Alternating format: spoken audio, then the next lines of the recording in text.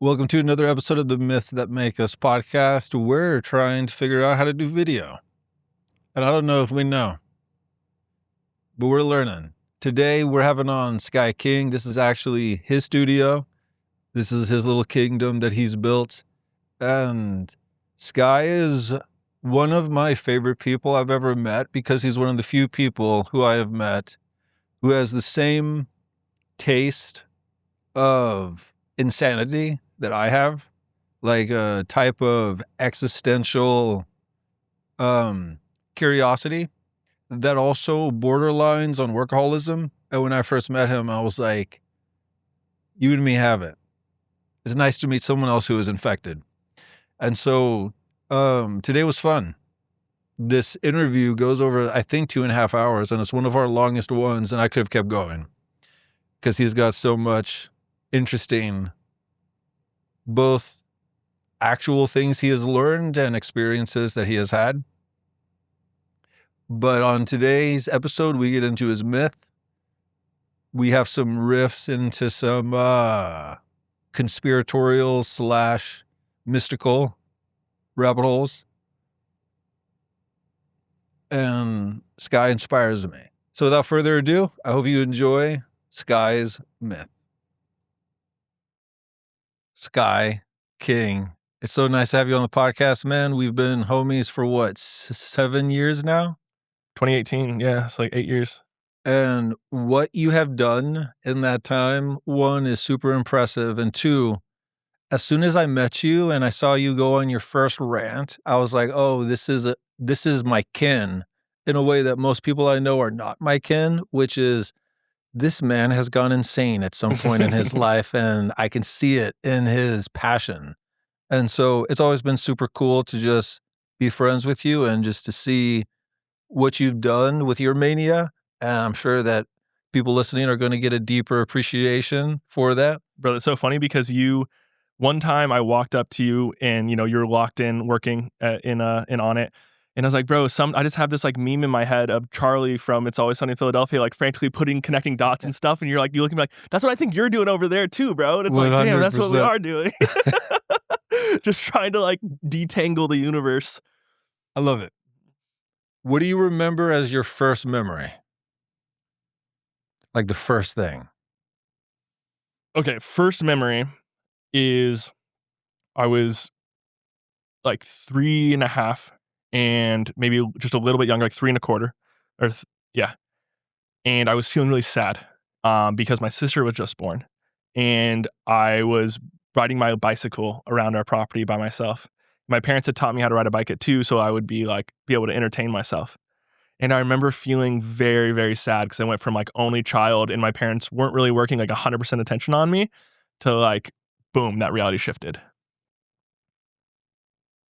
Are there any details of that memory? Like, what time of day was it? Do you remember anything about like the layout of the yard you were in? Yeah. So basically we'd come home from the hospital. They'd already taken me when my mom had been born. My sister had just been born. On the way home when they were released from the hospital, they stopped at a park so I could play. And then they went home. And then at that point I was like, okay, let's go play more.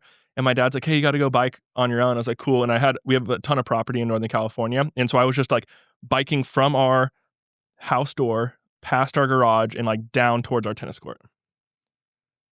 And was there any other emotion alongside the being sad? Like, was there like a sense of like adventure or fear even? Or was it kind of just overwhelmingly sad? It was like a sad and then like an independence, I would say, like a strong kind of like, okay, cool, like I have the skills on my own. But it felt like an exiting of the ordinary world with like a lot of malaise on it for sure. Yeah. And it was also like probably just getting dark. Interesting. Yeah, there's definitely there's like dusk. a dusk. Yeah, vibe. Wow, cool. What do you remember being the first story that really captured you? And this could be either film, this could be like a bedtime story, or maybe something like read to you. But what was the first story? Yeah, the first story that really rocked me, just like fully captured me, was The Lion King. So much so that I sat through it, and my dad was like, hey, it's time to go in theaters. And I was like, no, can we watch it again? And my dad's like, sure. And we watched it again. Whoa. And I must have been 4.5. And so not only was I locked in that hard to be able to sit for that amount of time, I locked in again and watched it again the whole time. Wow. I just recently, for the first time, did a back-to-back movie event, like where I like watched one movie, stayed at the theater, and then went again. Loved it. I saw Have Fun or Good Luck, Have Fun, Don't Die, and then I saw Dracula. But the fact that you did a back-to-backer at 4 is tremendous. Same movie too. Yeah. Yeah. What characters most stood out to you in The Lion King? I mean, Simba for sure. And then I think also the death of the father was like really intense for me. I remember feeling really fucked up about it. And one of my earliest nightmares as a kid was around that exact same subject. It was like my dad turned into a different animal and he was in that same scene where they're in the valley, and it was like him being pulled away from me and like me being on my own. Like that was one of the earliest nightmares I ever had too. And I think that really carried through from that storyline. So Simba, Rafiki, and then Mufasa. Yeah. Yeah, it's so interesting to think about, like, how big of a cultural impact The Lion King had on a generation of kids, especially boys, where, like, such a visceral death of the father, unlike probably any child movie ever. Like, I think something that's really missing in most, Marvel myths and, like, superhero myths is, there isn't a father present. It's like an absence of a father, so, like, this is the classic Superman, Batman, all these characters don't even have a father. They're all orphans, yeah. Right. But The Lion King, like, there was such a beautiful connection between the son and the father, and then just to have that motherfucker trampled. Yeah. Even just him trying to empower his son to roar, you know? So if you were, one of the things I love to do on this podcast is I like to invite people to like tell a story like they're around a fire. And so if you were to use The Lion King as source inspiration, but you don't have to regurgitate it like this is a test in high school or something, and imagine you're telling the story for the first time to your daughter, and let's say she's like 5 or 6 years old. Could you tell us in the tone and the voice that you would tell her the story of The Lion King? Yeah. This is going to be really tough for me. Just for context, like probably have to fly out to California for like the next like 2 weeks next week because my dad's like out, like he's toasted. So Wow. So this is going to be, this has been a lot today. But here we go. Oh man.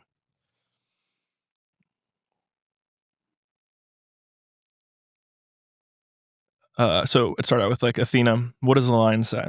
And one of her favorite things, one of the first things she learned with animals was, this is context for you guys, is what does the lion say? And she goes, roar. That's so cool. So I go, Athena, what does the lion say? She goes, roar. And I'd say, do you want to hear the story of how like a lion learned to roar? And I would say, there was a land that was in balance, and there was a young lioness named Athena, and she had a dad who was kind and wise and strong, and who believed in her and wanted to teach her everything that he knew and everything that he could. And the way in which he operated is he, made sure that things were in balance. He was kind to those who were weak, and he was strong to those who were strong. And he helped maintain order and the entropy, and he did it really well. There were certain people who didn't like that he was respected, and they were jealous. They felt like they were victims. They were second, and they didn't quite have the awareness that it was not because of where your dad or where the lion was born, where Mufasa was born, in what order, but it was how he chose to be in the world and who he chose to be in the world.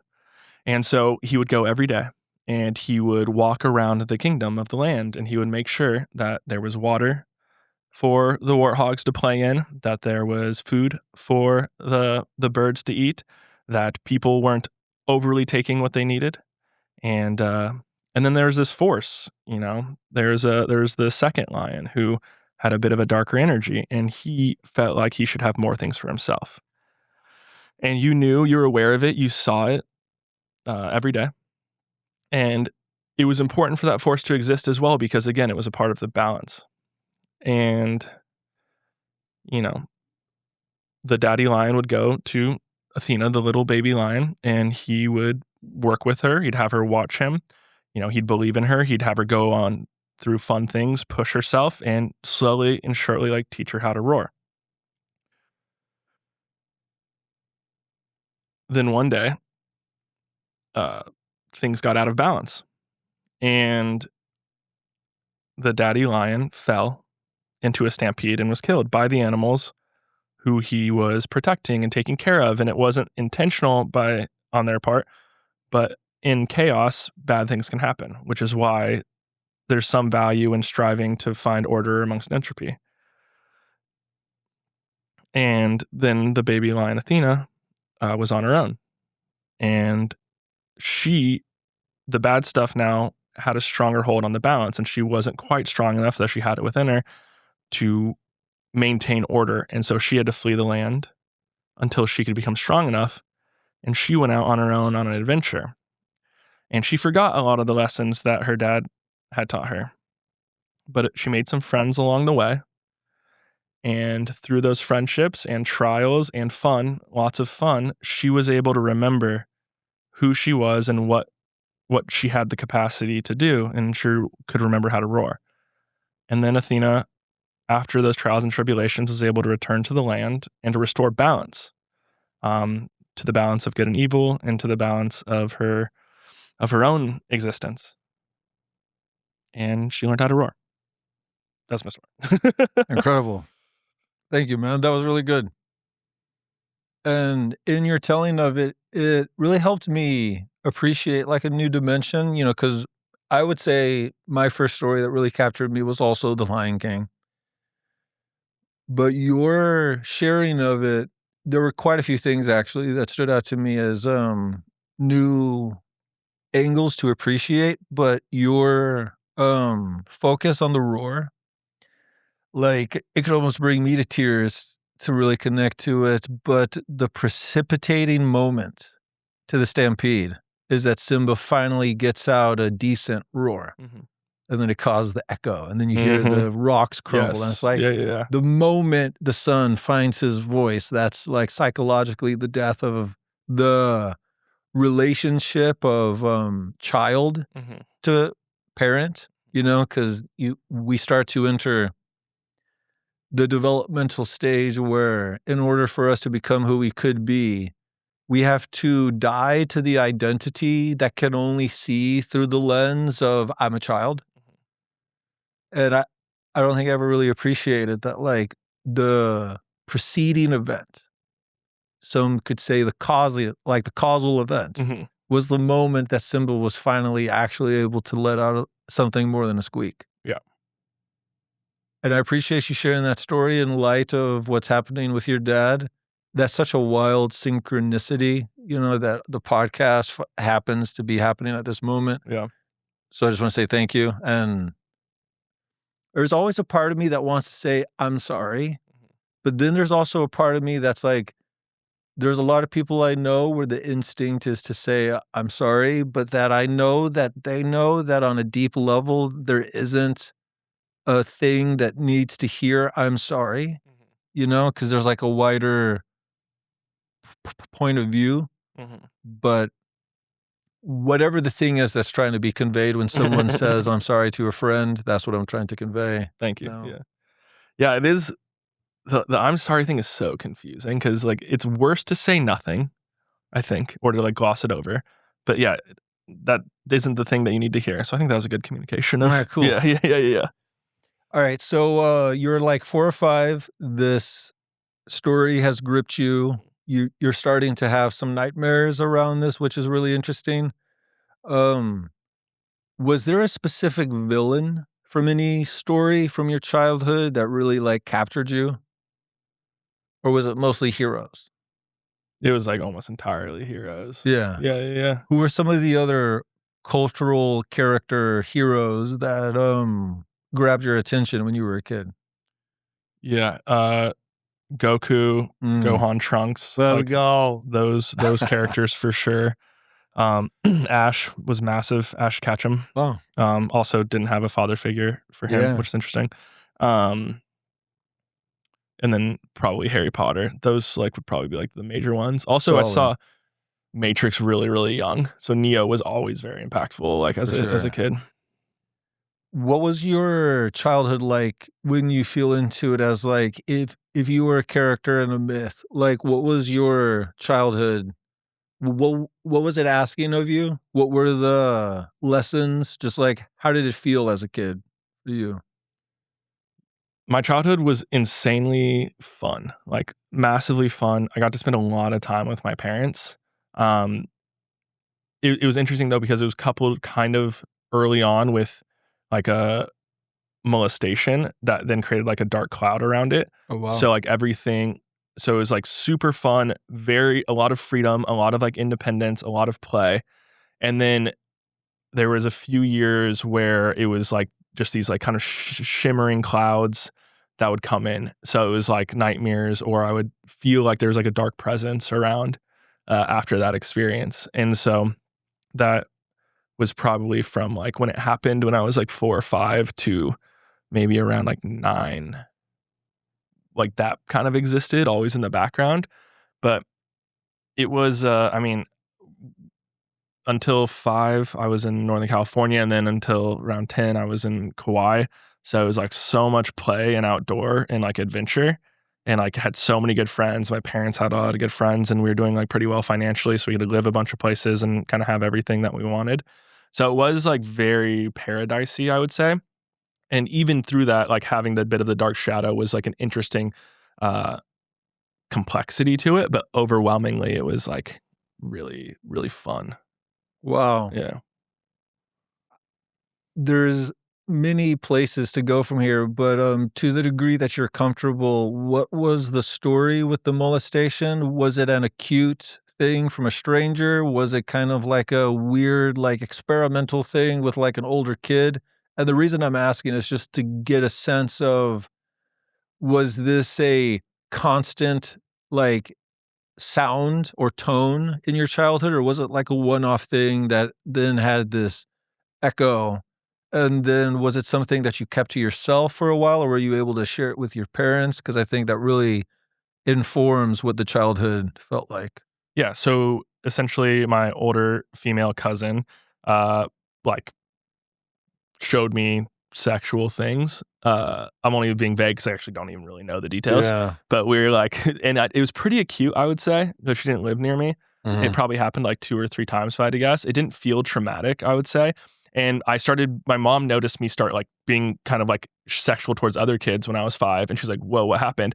And so she talked to me and then put me in therapy, and it's something we're like very open about the entire time. Wow. But it was like 2 things happened. That happened, and then this like feeling I was getting all the time, like this anxiety and this, I would call like, there's a dark thing there. I would say that, like verbally say that. So that like my mom within like, a few months, I feel like was very aware that it happened. And so then we immediately put me into therapy. And then it was kind of like one of those things where it's like, play with the dinosaurs. Where did the dinosaur touch you? Right. Yeah. Okay. So yeah. And so when you say there was a dark thing there, and are you describing that like after that experience happened, there was like a new interior, like felt sense that would come back every now and again, and it was kind of like a psychological milieu that Yeah. would come in? Yeah, for sure. Like, I'm trying to like really put myself back there because I haven't thought about it that much recently. But I know that was a big part of why I went to therapy. And this was again before we moved to Kauai, so I was still like very young. Was one, my mom noticed. 2, I'd be like, there's a dark presence. Like I felt like this dark thing. It reminded me, have you ever seen My Hero Academia? Only the first episode, actually. Okay, so there's like All for One and then One for All, which is like this dark floating like mystery head. It felt like that. Like there's like a ghastly behind me or something. And I get it at times and get really scared and like feel like I need to run away. Well, Mm-hmm. Was there a culmination to that feeling, or is this skipping way too far into your biography? No, it really did, like, at least for that sensation, I think after we, like, we had the whole conversation with the parents and did, like, the therapy, it really did feel like that part healed pretty well. Wow. I still, like, was, like, again, just because I was aware of the sexual stuff, like, until I was probably, like, 6, like, we'd do that with, like, other kids as well, and so it was kinda, like, perpetrating that on, I feel like. And then I think once I became kind of more aware of actually, like, what that part was of it, and that's, like, not supposed to be the behavior, and it was, like, if I'm being honest, what we did is, like, we'd, like, play doctor. For sure. You know what I mean? It wasn't like we're banging, or 6, but it was like then I became super aware of it, and I remember I went to my dad and I was like, "Oh shit," and he was like, "Oh, it's okay. Like, you really don't know what's going on. It's probably best not to do it though." And then so then I just Mm. stopped doing that. Another weird Catholic thing is I remember I was having my first communion or whatever, and, like, so this is now, like, I'm 10, I think, Mhm. and, I asked my mom, like, "Oh, do I have to go tell the priest about what happened when I was a kid?" Like, when I was a little kid? She's like, "I think God's forgiven you if you don't feel comfortable." And I was like, "Alright, cool." It's like, "Dude, that isn't your thing." So they were really cool Interesting. about that, yeah.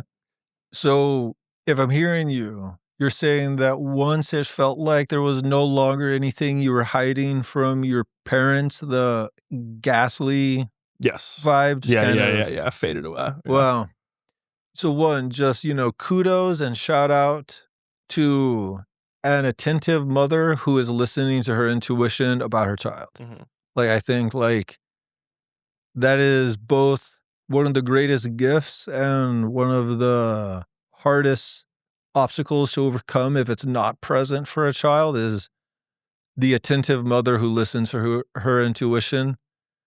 Like, I remember when I was a kid, I was a fucking boy being put inside of those chairs that are like welded to the desk, and when I'm like 5 or yeah, 6 and I yeah. wasn't staying focused, and the teacher told my mom, "Oh, he for sure has ADD." Imagine me being Yeah, yeah, diagnosed yeah, with yeah, yeah. ADD. And, so my mom took me to a psychologist and, was just like, "The teacher is saying that we have to do this, but I don't think that there's anything wrong with my kid." And we got lucky and the psychologist was like, "No, he's fine." But there's a lot of people, especially in 2026, who I know, who are parents, Mhm, who, for whatever reason, have no felt sense of inner autonomy for choosing to go against the recommendation of a doctor, mhm, and I think it's an interesting balance, but just God bless to your mom mhm. and also, to you being able to share it with your dad too. I think that's really awesome. Yeah, it's been good. They definitely did well with it. So when you were a kid, what was the first thing that you got into that gave you a felt sense of not just competence, but kind of like, "Oh, I'm gifted at this thing." 'Cause a thing that I find is like a core part of our identity, even if it's not conscious, is like, what's the first thing we found in the game of life where we not only felt competence, but we felt like, a natural aptitude? What Jim Collins would call an encoding. Mhm. I don't know if you got that deep Yeah, into yeah, the yeah. podcast. Yeah. Yeah, reading without a doubt. So, like, from a very young age, I started reading like Interesting. a ton of stuff. I was super curious, always very curious as a kid, and we'd travel all the time. And so I'd always see new things. And I'd ask my dad, like, "What does that say? What does that say? What does that say? What does that say?" And always explain what it says and explain what it says. And eventually, it was like, "Bro, we got to teach you how to read."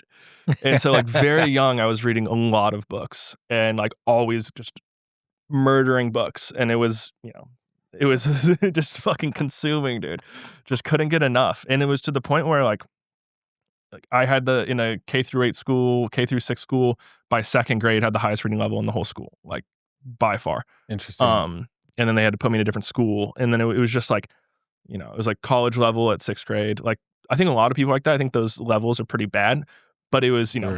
it was just reading like crazy, and it was everything. It was everything from, like, I do encyclopedias, like nerd out on that shit because I want to learn about mastiffs and like all these different dog breeds, to every single Harry Potter constantly, to like every fantasy book, to then I started getting into religion really young, like 6th, 7th grade, reading Sam Harris, reading like Letters to a Christian Nation, and then using that to like debate people and interact with people and try and change people's minds.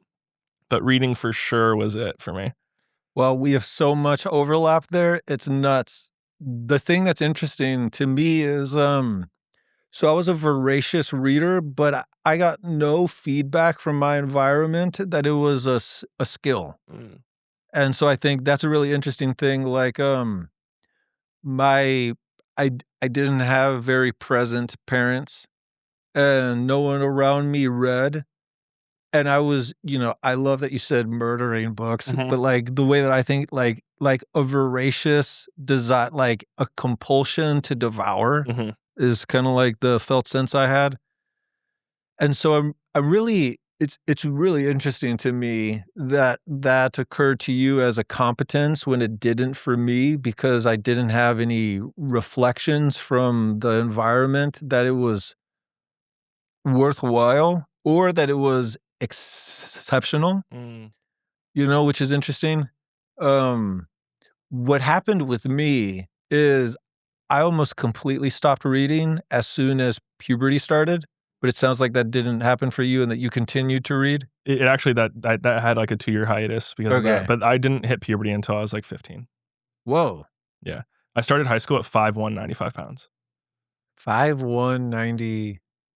Wow. Or I finished freshman year at 5'1", 95 pounds. I think I started like 4'11". Well, I don't think I've ever shared this on the podcast, but it's about to come up.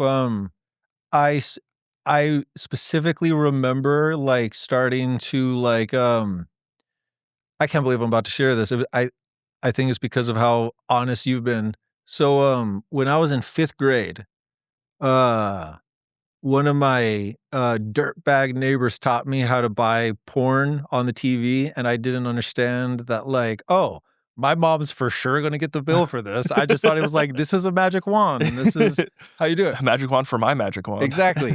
And the thing that's wild is, without ever having seen a man masturbate, and without ever having done it before, as soon as I saw, like, a naked woman, I knew what to do, and like I had an orgasm, and I don't know exactly when the puberty started, but I was a huge kid. Like in 5th grade, I was like, in 6th grade, I was 6 foot, or I was like 5'11" or something, just super gangly fucking thing, and it really set a tone for me. Like, I never got picked on. I never got bullied. And I do think that is like a unique thing, because like most people who go on to do exceptional things, they had a period in their childhood where they were not treated well. But I think maybe like my wound throughout my childhood was my stutter. Like I had such a severe stutter that I just didn't talk much.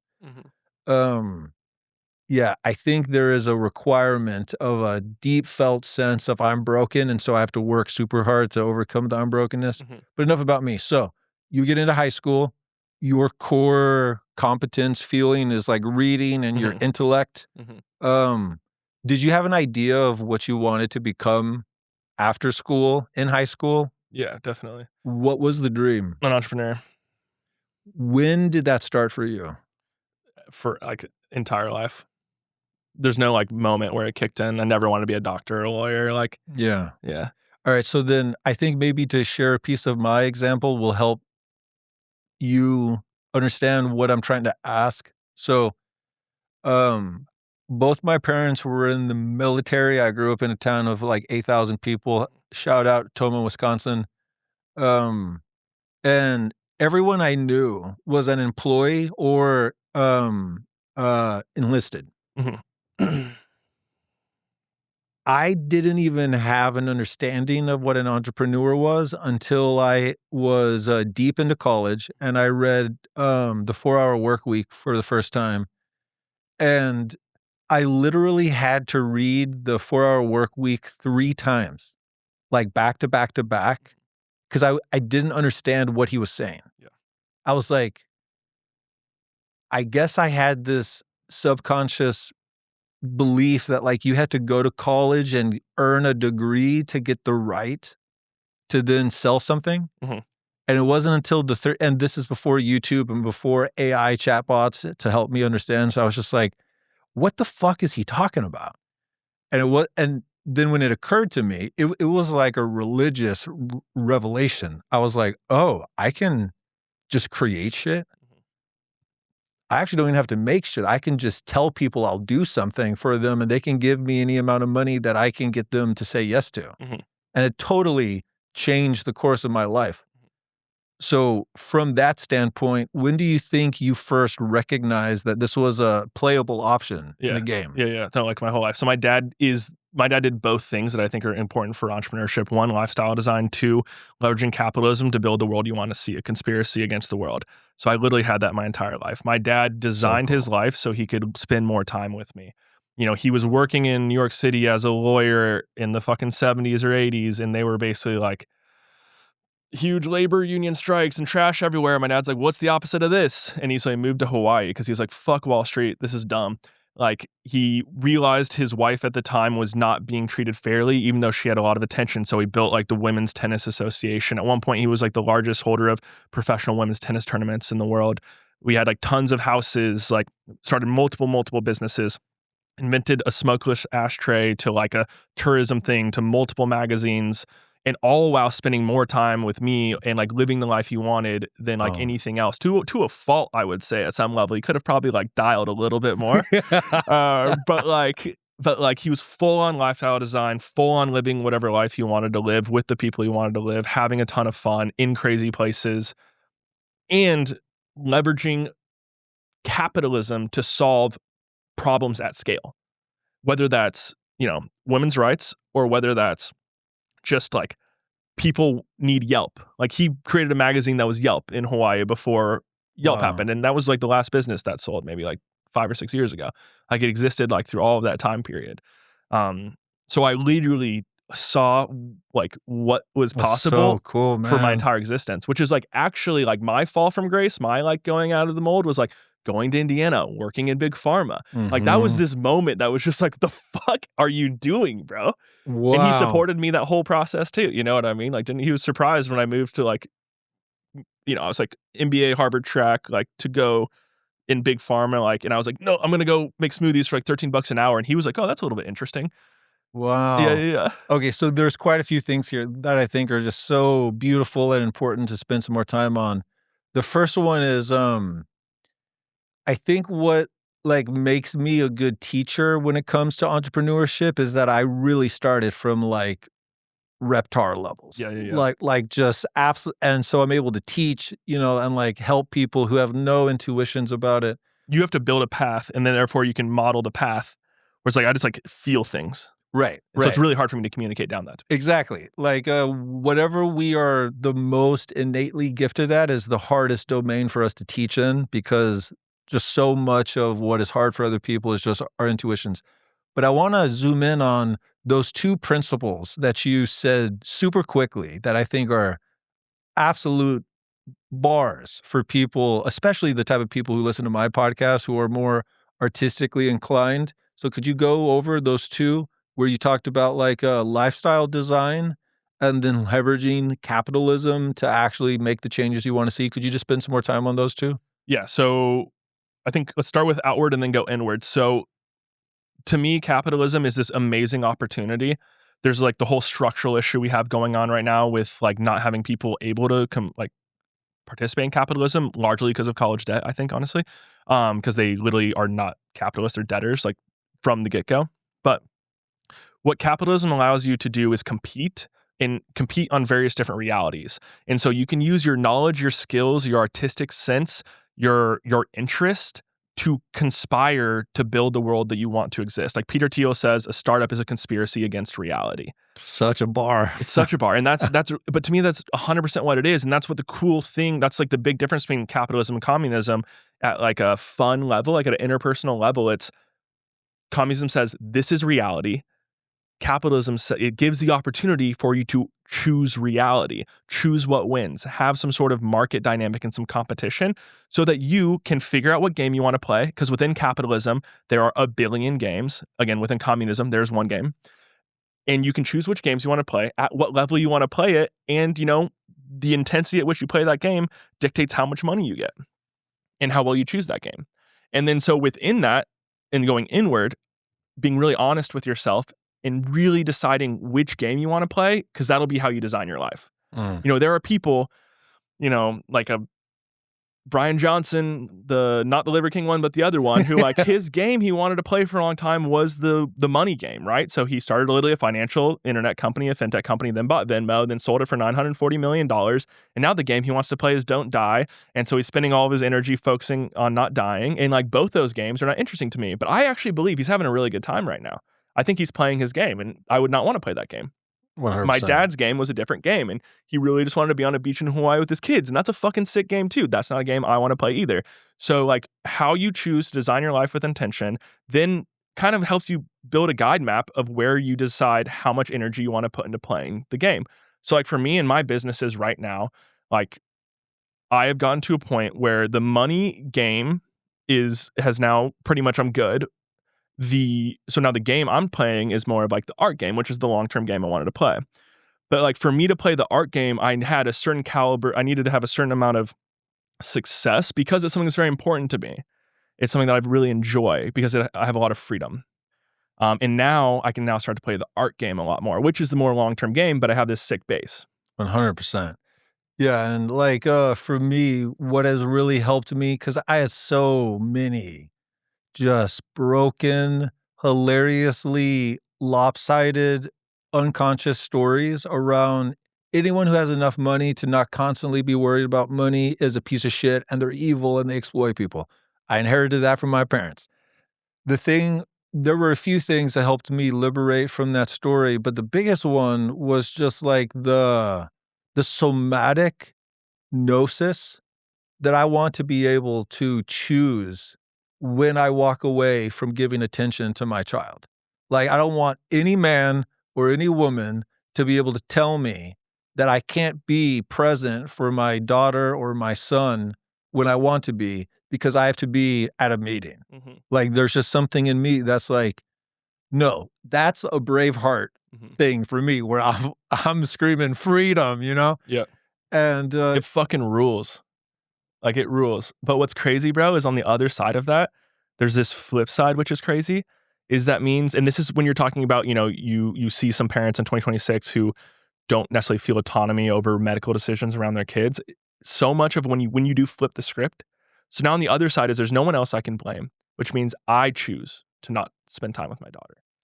Which is wow. Fuck. And so how I've wired that into because that was so hard for me. But it's like I have to at some level be in the world. When I think about the lessons I want to learn from my dad and then let go from my dad, it was that he, as soon as I was born, gave me all of his attention, which ruled in so many ways, but I actually wish he maybe 80-20'd it a bit. And so how I've reframed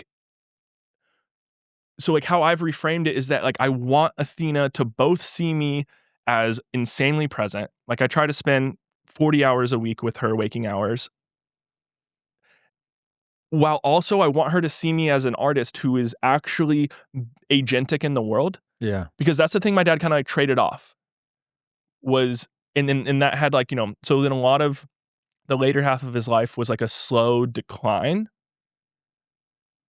both like financially and in his friend groups and in his just like quality of life, I would say. Interesting. Because, and even though he would say he was still happy, and again, we spent a lot of time with him and things were really, really good. I think there's something about being agentic in the world that's very, very important. Because again, back to even the Simba story is we are meaning-making machines and we make meaning through like decoding, understanding, surfing entropy, like the chaos of the world. And if you don't go out and like catch the waves every once in a while, then it just kind of like you're just at the whim of the entropy. And I think there's something innate in us, like the human nervous system is such a marvel of design because we are one of the only things that is truly what's called anti-fragile, which is the more we exert pressure upon it, it's like there's this intrinsic thing like inside the seed of a plant that's like the pressure of the soil makes some like fusion energy from the inside, make it grow. And what Jim Collins is going to be talking about in his next book, and that podcast happened here, which is so cool. Last week in the seat, is that he's obsessed with this idea that he's calling self-renewal, which are these people who are incredibly potent at some point in their life, reach a summit, go through what he calls a fog, and then eventually has a new like mountain to summit. And if I'm hearing you right, it sounds like your dad absolutely hit his dream summit, which is to be able to redesign his lifestyle in a way where he can give his full attention to his kids, but that he didn't find a new summit after that where you got to see the father, quote unquote, attempt to ascend a new mountain. Yeah.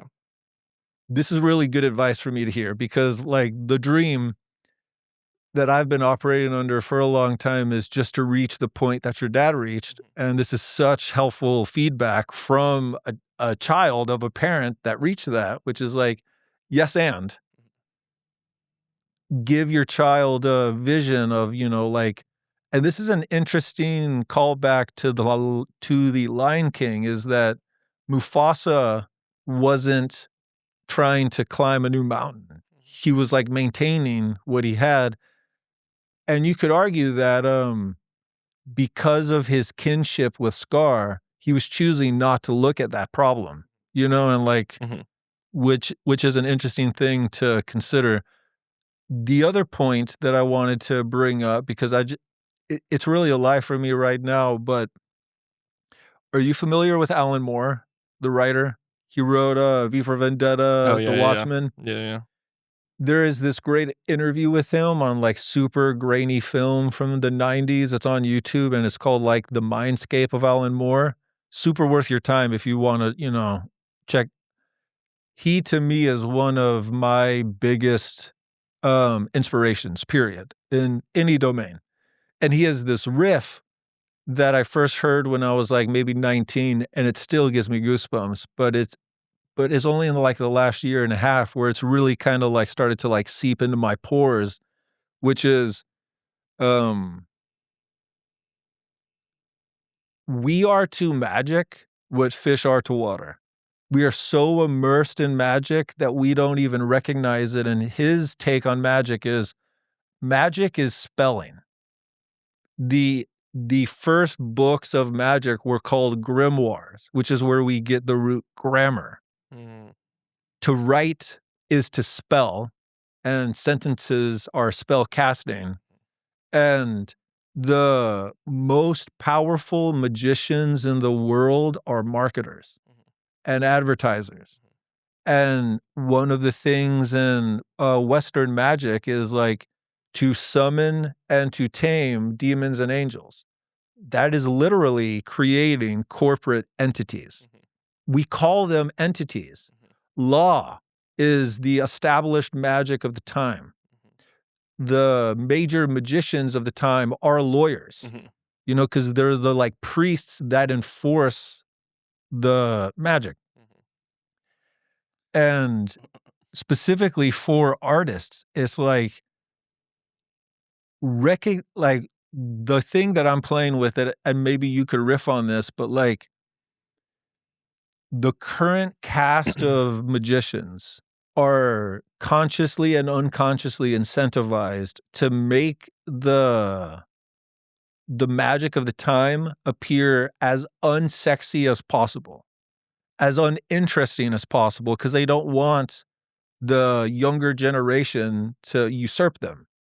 So there's just this milieu in our culture where the majority of the people with the deepest artistic inclinations have been spellcasted upon themselves to not even be able to notice the real magic that is available for them to learn, that if they learned it would radically change their life. And so people are giving so much of their time to astrology, to all of these other, like, if there's any magic there, it's so, it's like homeopathic in its concentration compared to like, yo, learn some law and learn some tax code and learn how to summon an entity as a corporation to actually change, like, to be able to cast some sentences that can make factories in other countries manufacture a specific shape that you have designed from your imagination, and then it gets shipped across the motherfucking ocean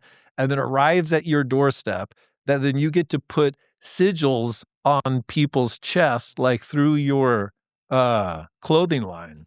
Like, that is such more potent magic than the people I know who are like, oh, the planet is in blah, blah, blah. And if I do this prayer with this candle, I might protect myself from a thing. And I'm not saying that there's not magic there, but I do think it's homeopathic in concentration. I think it's also, and I think the reason why it's hitting so hard, and I do like this idea that like the boomer coded mentality like whitewashed everything and made it lame as shit in order to hide all the magic in plain sight, Yeah. whether it was intentional, unintentional, and their inability to move on didn't allow it to communicate to us in a cool way. Like even the idea of the American dream, right? It's that you can go somewhere, have opportunity, and build a new life. Like that is magic. You can travel across the land and build a new life. And that's just like in every corner, they're trying to either bore us to death or distract us to death. And every kind of magic, like you're describing the astrology, is, in my mind, at best, disempowering, at worst, nihilistic inherently, as opposed to being agentic, which is like, oh shit, I can just do things. And for people listening, can you unpack agentic? Yeah, so agentic would just be having agency, which means that you have the capacity within you, without permission, to act upon the world. So one of my really good friends, George Mackey, has a great question to like identify agency in other people. He's like, who would you call if you're trapped in like a third world country prison? That's probably the most agentic person you know, because they know how to just get shit done. You know what I mean? And that's like, you know, that's a funny, clear picture in your mind. For sure. But it's like we literally live in this world full of magic. You can just go out and do something. And there's never been a better time in the world. And what's even crazier is because everybody and their mother is either distracted on their phones or thinks that the universe is conspiring against them. And either because of their ethnicity or their wealth or their education or China or Iran or AI or fucking, you know, Elon or Trump, like they're all thinking that like there's almost no competition. Like there's very few people out there who are just like, fuck it, I'm actually just going to learn. And what's crazy back to the homie Alan Moore's stuff. Imagine what he would say about AI agents. Do you know what I mean? Like not only now could you very easily design something and have it shipped to you for like less than $100 from anywhere in the world, from literally zero to existence. Or if you got a 3D printer for $1,200, you could literally print anything that you wanted. $1,200, bro. I was looking at one the other day, like in person. I'm like, this is fucking awesome. But now you can actually just load up like an AWS cloud and run OpenCloud and have an agent go do that stuff on your behalf and not even tell them what to do. And they can go do it. Like the level of magic that we have access to right now is like almost in proportion to the level of nihilism that exists. And it's like, holy shit, how is nobody seeing this? Yeah. Like the word that just keeps coming up for me for the last couple of years is we are in the midst of a schizophrenic renaissance. Like it is a renaissance with an upside that dwarfs any renaissance the world has ever seen in recorded history. And at the same time, we are the sickest, the most confused, the most nihilistic, the most antagonistic to like the spirit of life and of magic, and that both of these things are happening at the same time. And it's like the best and the worst psychedelic fever dream. And it's just getting weirder every day. Yeah. It's I have a lot of empathy for people. I think a huge part of it is like our evolution capacity is just being push so fucking hard that if you actually were able to pay attention and dial in, like the stretches that you have to go through to realize how fast things are rapidly changing now, like it is no longer, we have this huge technological boom post the Victorian era and the creation of the LLC, in Europe, and boom, from there on, it's just like, holy shit. But it's crazy because I feel very confidently that if you actually look at that graph with the greatest boom that's ever happened in the history of humanity, at least in this iteration that we're going on through this time, post Young and Dryas, shout out to Randall. Like I actually think that this would look like a flat line to where we're starting right now. Because the rate of change is increasing so fucking fast that I actually think this is now a blip because it's happening so fast. Even if you just look at energy expenditure, bro. 3 years ago, we're like in the environmentalist movement was chill because it's like, I guess we don't really need all this energy. And now it's like, holy fuck, we have no capacity to get anywhere near as much energy as we need. Like it is impossible. Like Elon's literally, which we talked about in my podcast, but like Elon is literally trying to take all the energy of the sun and turn it conscious, right? Like and if you just look at that, and then now what's the downstream of that? And now each of us as individuals, like my friend Nat Eliason, it was his birthday yesterday, shout out Nat, went on Bankless podcast, and the title of the podcast was A Zero Human Company Worth 3 million ARR. That's nuts. Zero human. And his agent commented on it. He's like, yeah, there's kind of a human involved, but it's only 1 hour a day. That was his agent responding to the podcast tweet. Was like, I do the other 23 hours. And what he was talking about was the hour he did on the podcast that day, talking about it. And then the agent went and spun up an AI version of himself that was photorealistic and spoke. He's like, well, Nat went on a podcast. Like, I'm going to like do like an interview of myself. And so like that shit's so exciting because like I'm working on a comic book right now, right? And I can literally frame by frame. I have horrible small motor skills, so I can never draw. Dude, one of my early memories that we didn't get into, which was super funny, was one of my mom's best friends has a kid named Andrew. We're the same age. My first name's Andrew. My middle name's Sky. My parents have always called me Sky. Like Sky's my name.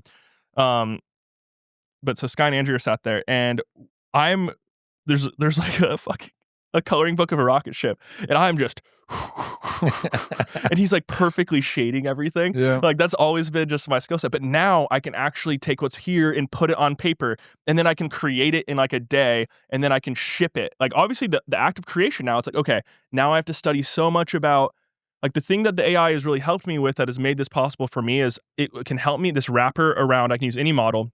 There's a wrapper around it, which basically means it's kind of like the environment in which I'm working in. It can teach me how to communicate to it to make the changes I want to. And now I'm just like studying comic books and studying the history of comic books and going back and going to the original One Pieces and thinking about frame by frame by frame by frames so I can think about how I direct it to do stuff. I keep saying, yeah, that's sketchy. It to do stuff. And that's sick. And so I still have to have so much artistic creativity. The quality of the outcome of this is completely dependent on how much work I'm willing to put into it, on the skills I'm willing to learn, on the story that I'm trying to tell. But I can literally shift directions now, which literally, bro, 3 months ago I tried doing this, nowhere near this capacity, 0% capable, washed project. Now it's like, oh, I can actually shift every single frame a little bit. It keeps all the clothes from the clothing line in perfectly. It keeps the same character perfectly. And I can actually now direct it line by line to make this work. That's in 3 months. I love this. So I think what would be helpful to people listening would be for us to slow down and zoom in and take the comic book example as like, what is your play-by-play, in this schizophrenic Renaissance style environment where there's an impulse to create something new that you have no domain expertise on. How do you approach beginning a new project in 2026? Mm-hmm. And what I'm asking for is almost like, what's like a recipe for your daily behaviors that people listening who are interested in trying to grok a piece of the waterfall that's happening, like what would be your recipe? Just deconstruct what you did for this project. Yeah. So I think this is how you have to handle this. And I think no matter how good the AI gets, this is how you'll have to handle this. Because I think in order to make something really good, like a piece of art that's really, really good, I think you have to have an understanding of the context of the medium you have to have like a love of the medium, and you have to have context of what's going on in your reality that moment, like trying to use like your terminology, like trying to grasp the myth of the current thing and be really aware of that and pull it in. And so how I'm approaching it is twofold. I'm looking at the greatest animated artists of all times, the greatest storytellers of all time, which luckily those are one and the same for storytelling and for manga, which is Ichiro Oda, who wrote One Piece, now has sold 600 million copies of One Piece, more than Superman, even though Superman has like 1,000 different like series. And then I'm also going back, and there are tons of just books on the history of comic books and trying to understand the medium, really creating, not, let's just say trying to create a master's degree in it. Like, just That's learning cool. as much as possible. It's got like 10 to 12 books, both that I'm reading for funsies, but also into the history and how it's working, how to do it, just so I can get a bit of an understanding. That's something I can like burn through relatively fast. And then this is my master's thesis project is the outcome of this. Very cool. Now, where does AI come in? This is where it takes from idea to execution can go so fast. So now that I can know what good looks like, I can understand all of the lessons of the past, or at least like 80% of the lessons of the past, the important ones, on how people tell stories through comics. I can actually give nods all the way to the 1400s around like ukiyo-e art and how those like really helped create this thing for comics. And it was the exact same style of print and how that literally translates directly into manga. I've gone to these museums and I've seen what it looks like. I already have some context there. Using all of my experiences, dialing in the story to make it fit the medium, this is where AI automatically becomes helpful because it can look through every comic book. And it's a comic book specific wrapper. And they'd be like, how do I change the dialogue here? Like, how would you do this? And now we're in this like kind of phase where we're working together on it. And it's like, what's the environment to communicate with you in? I asked it that. You can always ask the GPTs how to communicate better with them. And they will give you the answer versus just like, oh, I'm not sure. It's like, what's the appropriate way to communicate that? So then we can build the environment in the different text files, in the stuff. There's like, this is where we put all of the imagery we want to be consistent. This is where we put all of the language writing. And it's like, this is how we change the structure of what you're writing into the imagery that outcomes. Yeah. And so now we're just like, 6 to 8 frames per page. And we're just like going one by one. And like, it's fucking fun. That's so cool. So are you using GPT? You're using custom-made GPTs? So basically, it's this wrapper. It's called. I'm so bad at remembering random names for different AI projects. There's so many. I think it's called like Vanesco.io. And in that, I can choose whatever model I want. And so when I'm doing the beta right now, I'm choosing just a very low quality model because even the lowest ones are great. But I'm trying to build the framework, understand how to use the tool, leverage my knowledge, see how well the communication is, just because the credits get more expensive. So as soon as like we're in final print, then we're going to go up to like opus 4.2 or something, which is like a high token amount, high usage amount. Basically means it's more expensive. And we'll just be able to, boom, make it dope. So is the wrapper you're using, is it something specific for comics? Yes. Okay, cool. Yeah, that's so how do you do this if you're just building anything else? Go ask the best model you have access to, whatever you're paying for the most of, or if you just have a free one, what are the absolute best products right now in the market for this specific skill? Cool. And then when it tells you it, then go and like Check it see out. if it works for you. Spend $100 a month when you're ready to actually use it and fucking go use it. And each of these wrappers allow you to play within the models. Cool. And certain models will be more expensive, cheaper, depending on their capacity. So to zoom out, do you have a ritual around your deep work practices? And if so, like, what are your rituals and like, how do you design like your deep work time? Because everything you're articulating is something that happens within the container of a thing you likely take for granted for being excellent at, which is crafting your space-time in such a way where you can have deep bouts of uninterrupted work. Mm-hmm. So what does your deep work practice look like? So I'm just gonna be like super honest right now. The last month has been a fucking shit show of that capacity, and I'm starving for that right now. Yeah. I can talk about my normal behavior. Yeah, please. It's just we lost all our shit in a flood, and then everybody was sick last week. So I've just been the last literally 4 weeks straight. I've been When you're at your best. Yeah. So normally this is how I approach it. So it starts for me. It starts with a week. I think looking at week blocks is a lot better. So a quick pause. This is something that through teaching my mentally fit class, I've learned that like there's almost like developmental tiers of deep work practice. And like for most people who have no practice at this because they're addicted to their phones, it's like just getting an hour to an hour and a half of uninterrupted task on anything is like a place to start. And then like the level 2 is to have a daily rhythm of like 4 hours, kind of the max that we can get. Although there are people like Lex Friedman and others who claim that they can do 2 bouts of 4 hours. I find that whatever my other bout of 4 hours is, it's not nearly as good as the first one.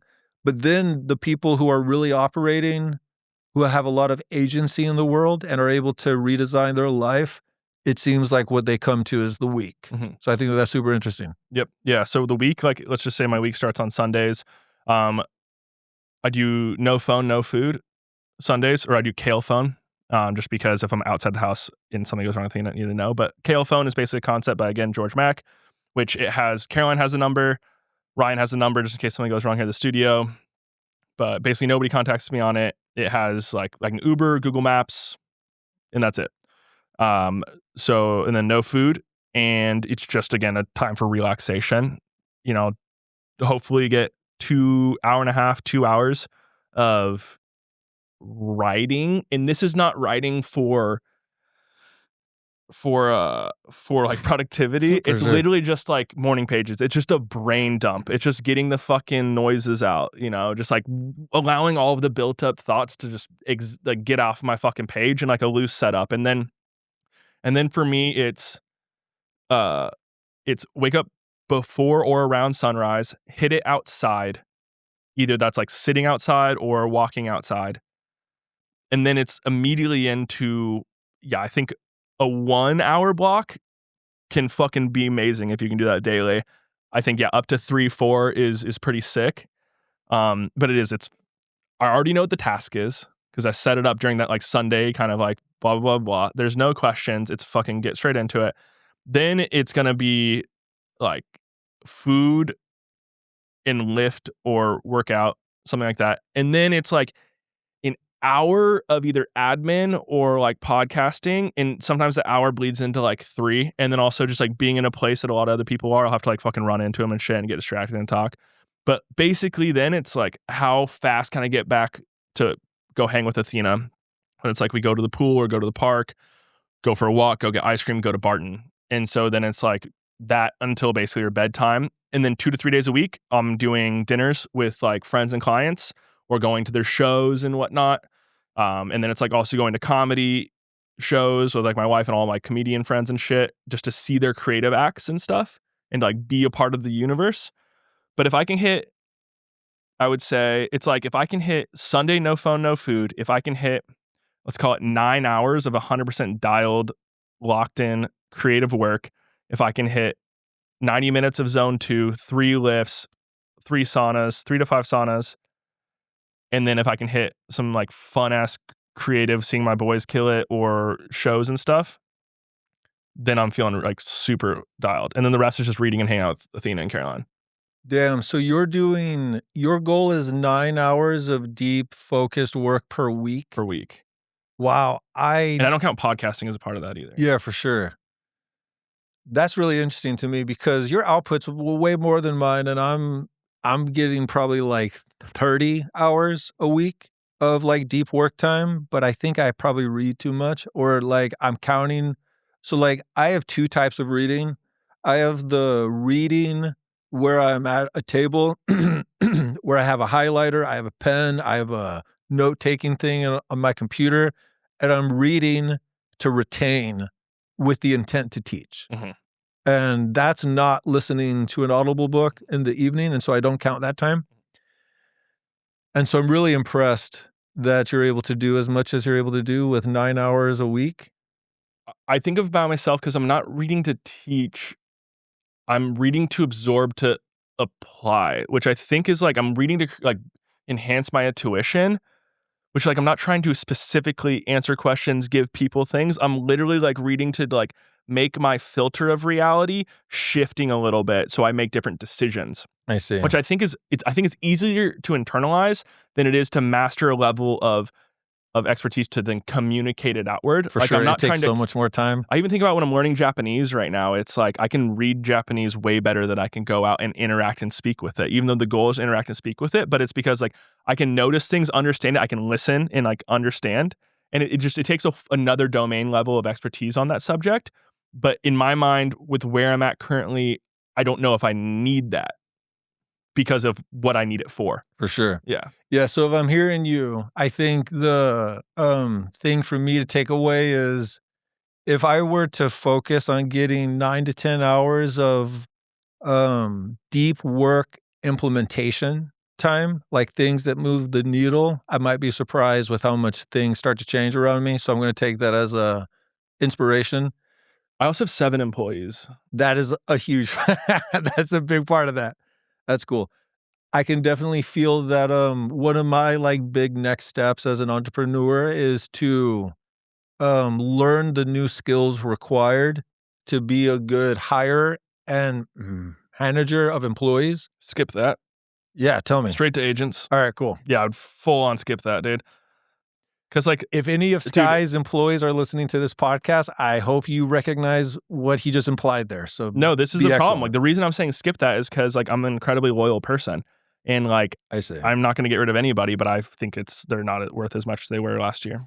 Yeah, for sure. But like so now like big focus for this year is how do they all get fucking agents? 100%. Yeah.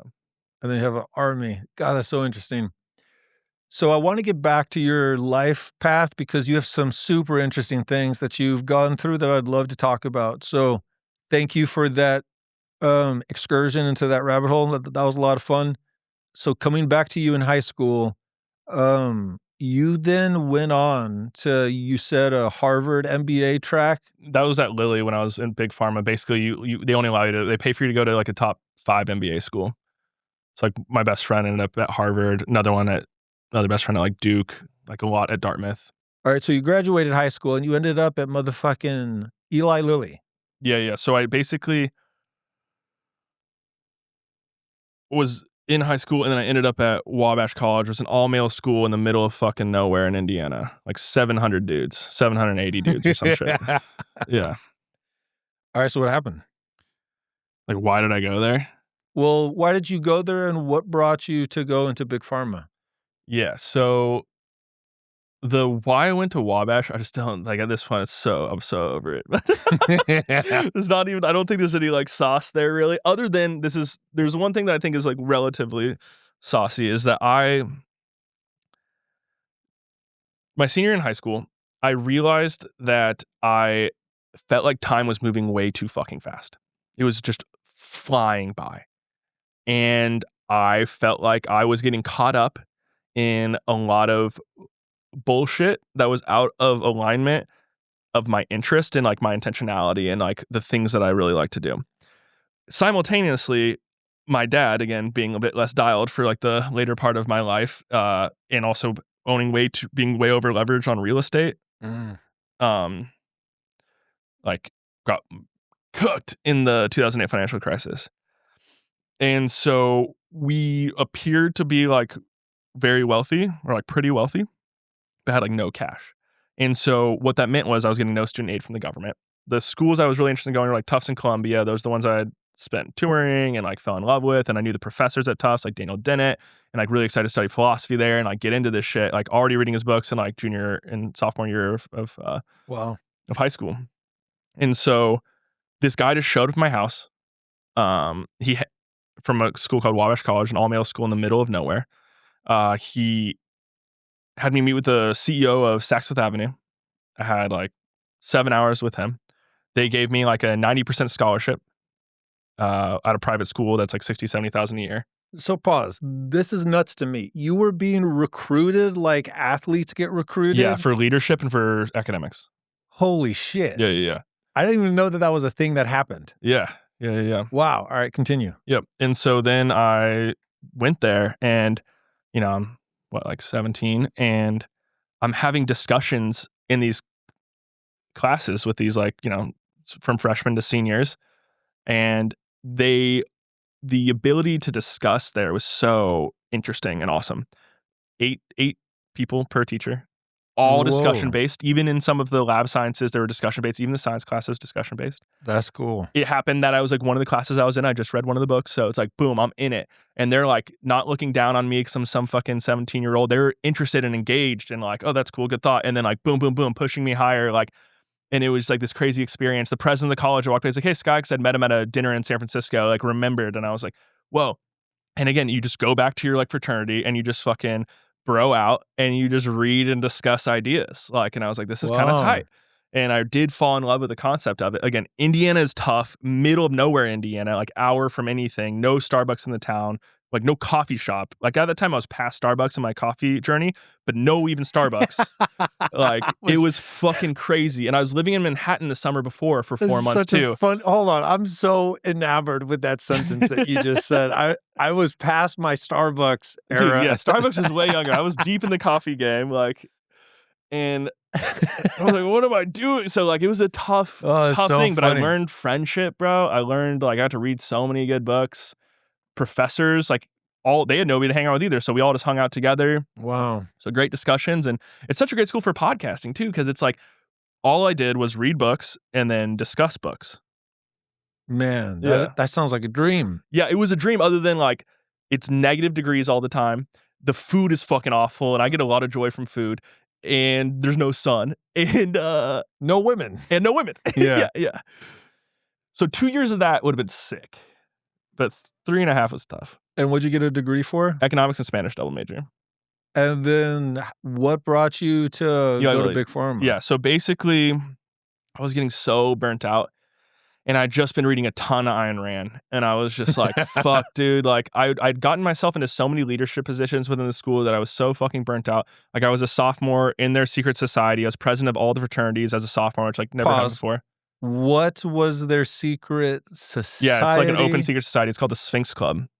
And it's basically like a very intense ritualistic hazing thing that's very open and public, to where we all have to wear these certain clothes throughout all of campus, and everybody knows us. While we're also like the campus leaders, and it's a very intense, more like physical style hazing, and like no mental hazing. Like you were treated elevated compared to everybody else, but there's a lot of kind of military-esque workout based things, like challenges you have to go through.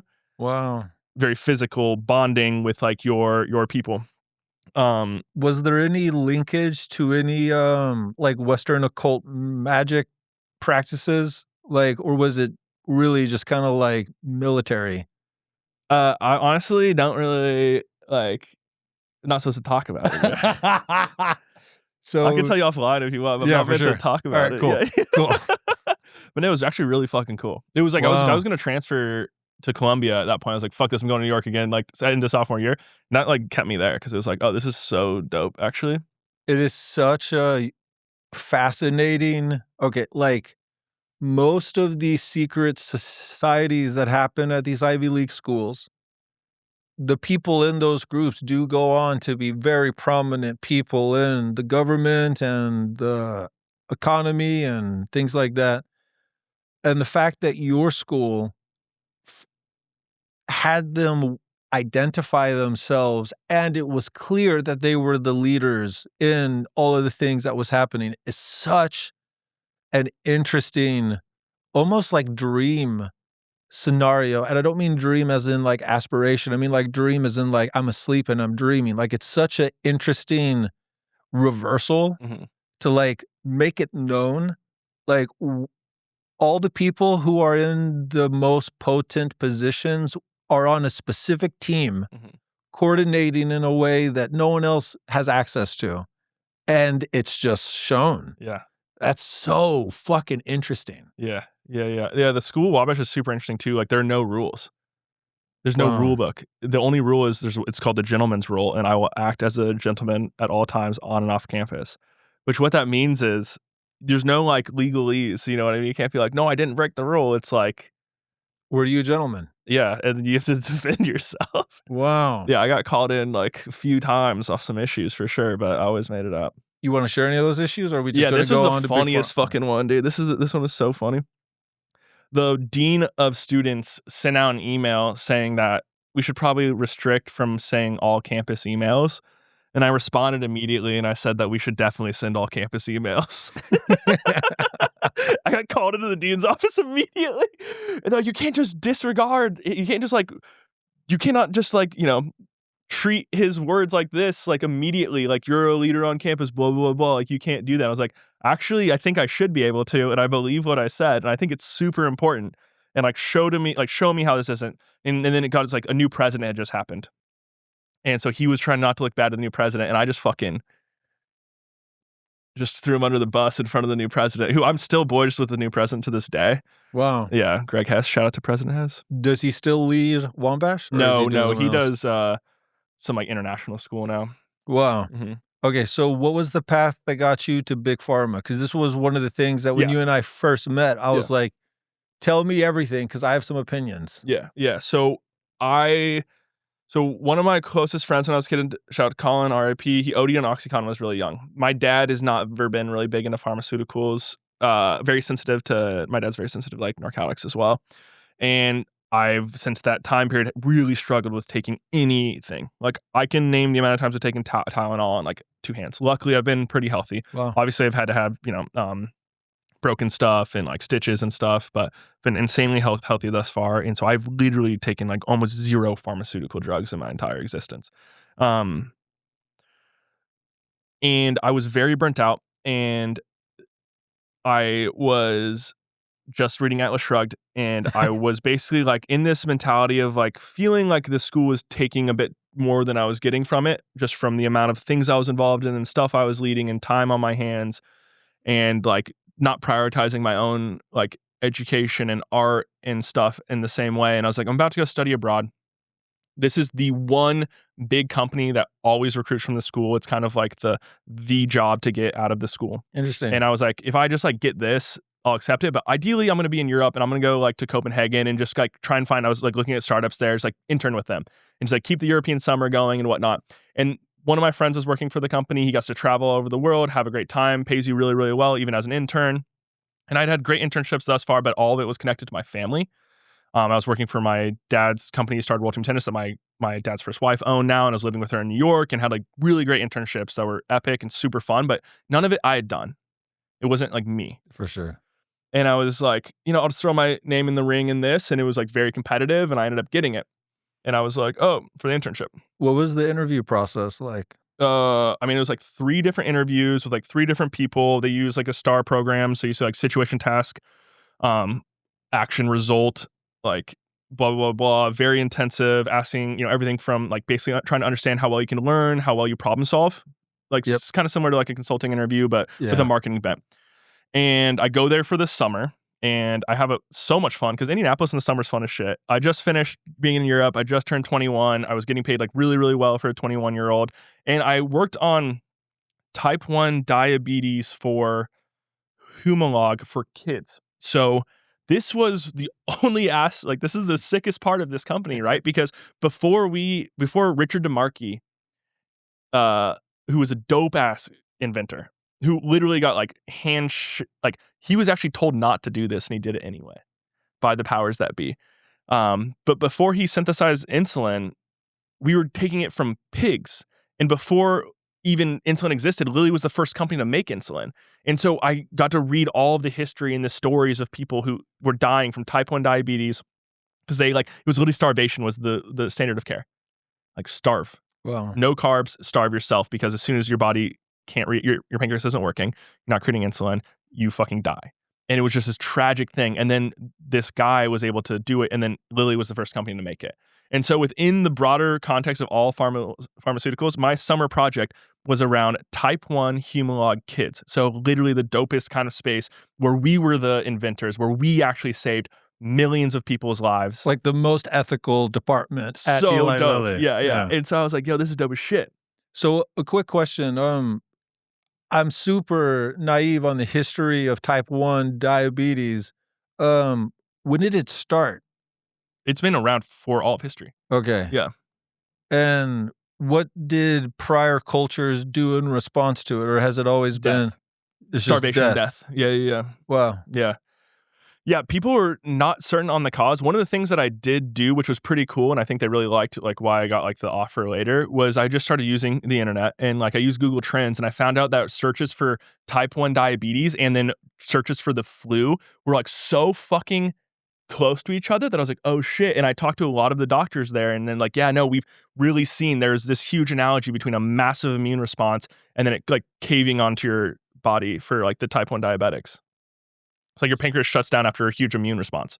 So, like, kids getting the flu, for example, which Wow. is like it was like the coupling was so consistent. It was like very good correlation, like very high correlation. Wow. So people who didn't have type 1 and then had a catastrophic flu then would develop? Yeah, usually very young in life, which is why it used to be called adolescent diabetes.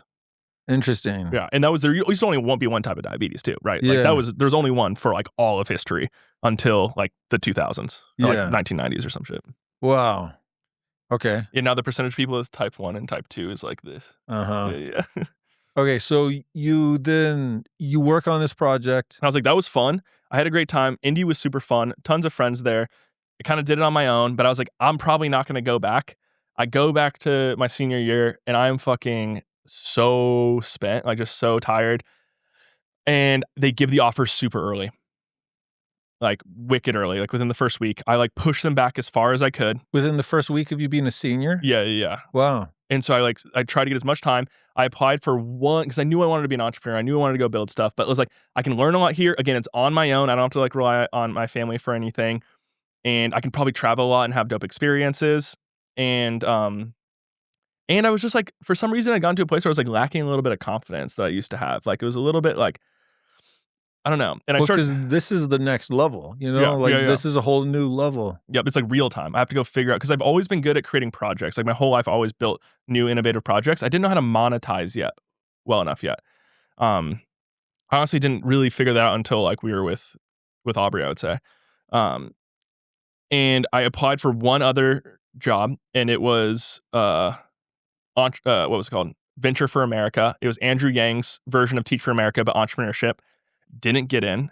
And so I was like, okay, fuck, I'm going to do this. And so I did like the coolest art project I'd probably had done to that point, which was called Project Consume. I convinced 6 kids to live in waste for 8 weeks. They couldn't throw anything away. And we made like this mini documentary, social multimedia documentary about how people, it was supposed to be slightly environmental because I felt like the environmental movement, like post like an Inconvenient Truth, just went so fucking off the rails that it created a problem that was unsolvable to the individual. So like, why would anybody do anything about it? So I wanted to like take that micro and turn it in. It just became like a psychological analysis on every single person because they were never allowed to escape what they consumed. And it was super dope and went super well. So that was like my main focus. And this was for college? It was just for funsies. Yeah, I schemed a way to get paid to do it.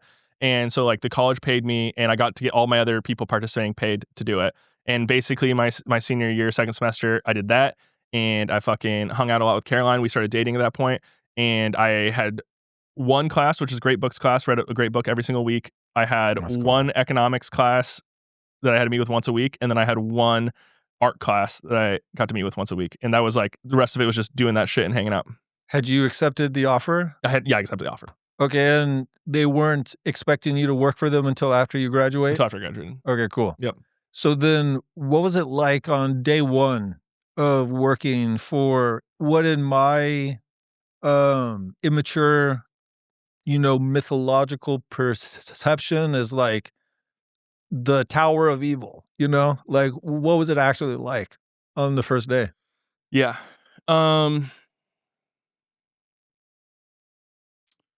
It was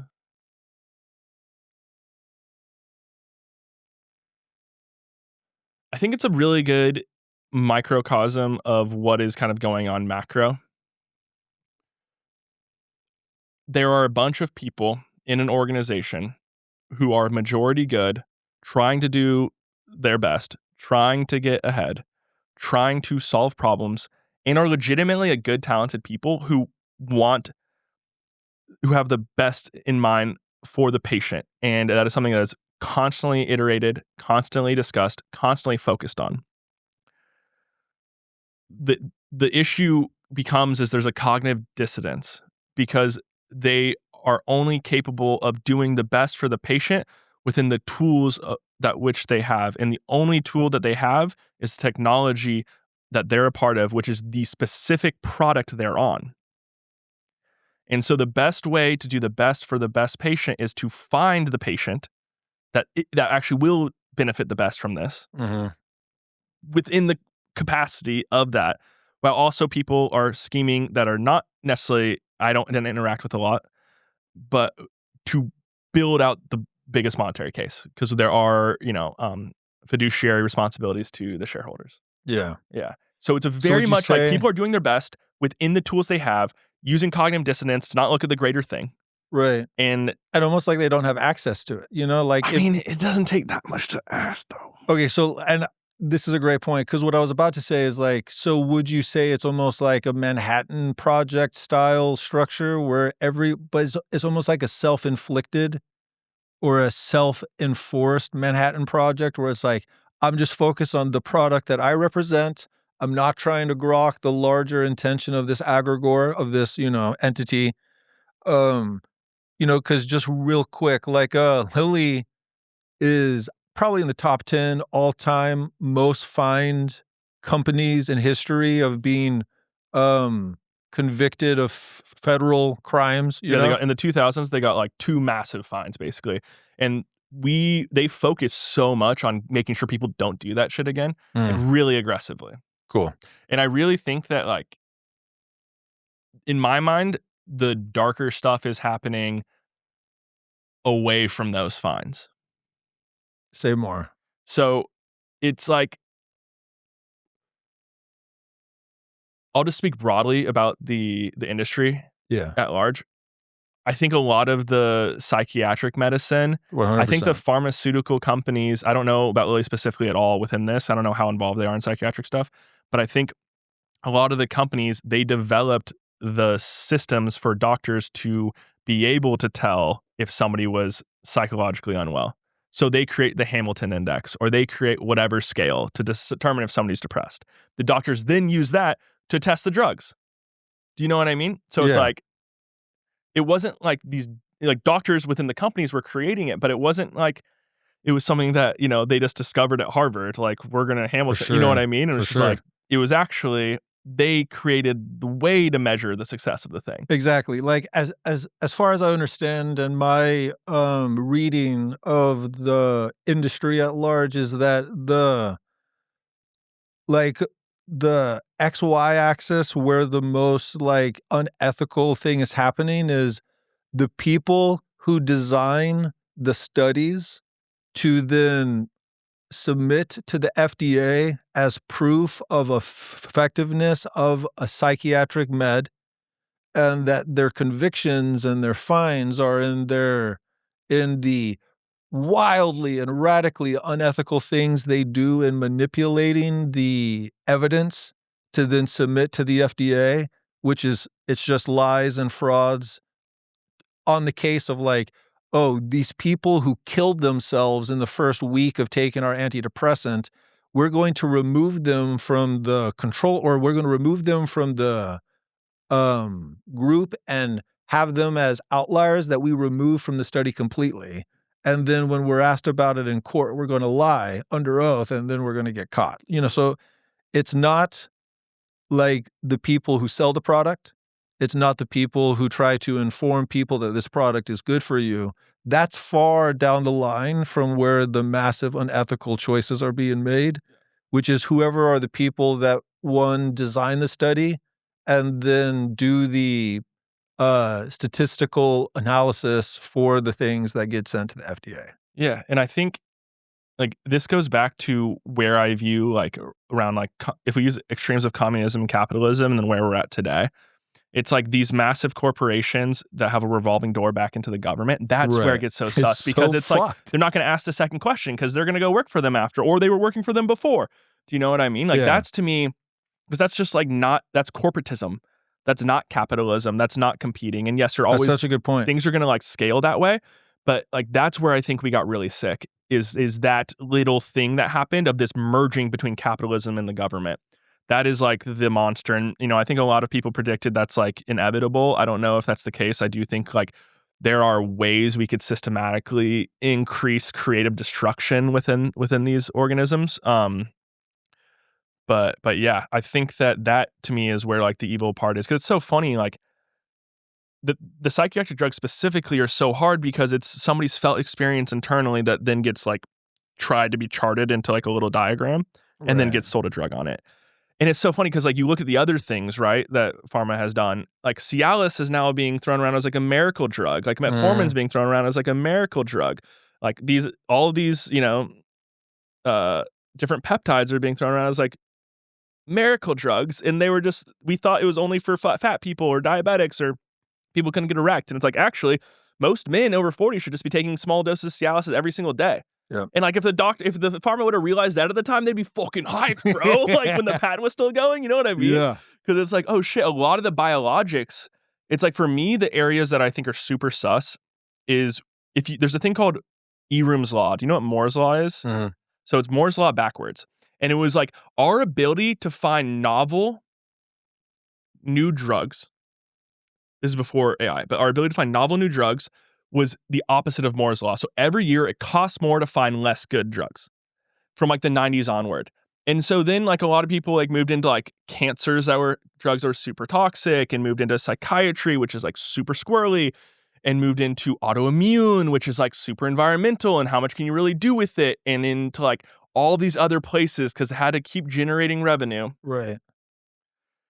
And that's where it got really, I think, wonky. Because like all of these other drugs and these peptides and stuff that they'd been working on for so long that were more like kind of like biology based, and I think were generally large molecule ones, like they actually could have been used in so many different directions and done really well. Yeah, really interesting thing is with the psychiatric medications, there's actually a very clear graph line, like where it starts high and just gets lower every year of the effectiveness of antidepressants, of anti-anxiety, of antipsychotic. Yeah. I think it's 100% placebo effect, and then becoming aware of the placebo and realizing it's ineffective. And I think it's a cultural, we are aware of it, so it's not working anymore. That's exactly what the data suggests, is that first, our understanding of the placebo effect is still infant. And that when these drugs were first introduced through advertising, the placebo effect was so strong that the effectiveness was so high. But then like every couple of years, it just went down and down and down and down. And now most psychiatric meds, like I don't know what the current state of the art, like what is happening at the cutting edge today. I can't imagine it's very lucrative or good, but it definitely got to the point within like the 2010s where it was almost impossible to make a study that would show that whatever you were trying to create in the psychiatric space was more effective than placebo. And it's such an interesting insight into, you know, like magic and like the decline of the effectiveness of the magic because it was paired to these yeah, what the industry started doing at that point is not comparing against placebo anymore, but comparing against standard of care. So it'd be like a head-to-head trial. I see. So you're comparing against one thing versus another thing. Just completely remove the placebo effect. Yeah. So whenever you look at like, whenever your love members have to take some sort of more intensive pharmaceutical care, like see what the studies are done and see what they're comparing against. And if placebo's 100%. not in there, like maybe ask why. Did you have any moment when you were employed there where there was like a like that felt particularly eerie? Or was it just completely kind of like run of the mill? No, nothing within the pharma actual bandwidth. I had some stories that I can't share, but talking to other parts of the healthcare system that did, and not to like pass the buck, but at the time Lilly was coming off those fines. Everybody I worked with was like crazy ethical. I don't think we had the best tech at the time, or we weren't aware of it. Like now it's the number one pharmaceutical company in the world now because of all of the GLPs and stuff. It's the biggest one in the world. But so it's like in a different spot now. Like they have really good tech now. But it was very much like human oriented, very pro. Like And I was such a black sheep there as someone who had never taken anything and who was very questioning, very into like the new health wave, very into podcasts, very into reading a lot, very curious, very interested in like all of these different like things that everyone was so chill and accepting and like kind to me. It was crazy. Because like I wouldn't even dress how they would dress. Like I would dress against the dress code and nobody was bothered by it. And like I had like could have had a very good career there. And they wanted somebody who like thought differently. It was crazy. Like because I would have thought the exact opposite. That's so interesting to me. Yeah. So what got you to leave? Again, I wanted to be successful. I wanted to build things. I wanted to leverage lifestyle design and capitalism, baby. Like I wanted to be a player in the fucking game. Yeah. And being in a corporate environment, you are not a player in the game, dude. Nope. And you're not going to get rich. And this is so hard. Like for the people listening, this is the brutal fact is that if you are an employee, unless you're at a super maverick unicorn startup, startup, you were there early. You can be there late and you're still not going to make money. Yeah, and it's less about making money and more about like you're not a player. You are a glorified bot agent, you know? So, but yeah, please continue. Yeah, I just realized I wanted to play the game. I became obsessed with podcasting. They'd ship me out to New York and Connecticut twice a week. I was flying so fucking much. And I was just listening to podcasts, listening to Tim Ferriss, listening to Aubrey, listening to Joe Rogan. And I started Ryan Holiday and started studying media and understanding podcasting. I was like, oh, this is a space I can get in. What got Aubrey on your radar? Because I totally understand like the Joe Rogan and the Tim Ferriss and the Ryan Holiday, but Aubrey seems a bit out of that. Yeah, so I was really ramping up to leave. And Ryan had just promoted his book on Gary Vee's podcast, which it was like one of my favorite narrative nonfictions of all time called Conspiracy. Like Peter Thiel, Tiktown Gawker. I've literally like left work to go pick it up and then just sat and read the whole thing straight through. Whoa. Just bailed work. I was like bailing work constantly at that point too because I was in a really tricky position where I was trying to get myself fired because they were doing these layoffs and I saw which positions were going to be laid off. And so I put myself in one of those positions and so I get laid off and get severance and they treat people really, really well there. So I was like, fuck yeah. And they like lay me off and they're like, we're not going to actually put this in the system. Like, just find another job internally. You're great. Like, we want to keep you. And I was like, fuck.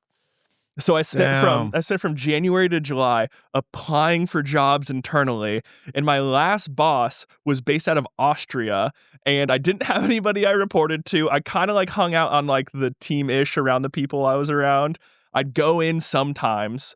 And I was just applying for jobs internally. There was one job that I thought was dope as shit. It's way outside my pay range, age range, like way outside. But the hiring manager was telling the whole admin of the company, like, no, we're seriously considering Sky for it.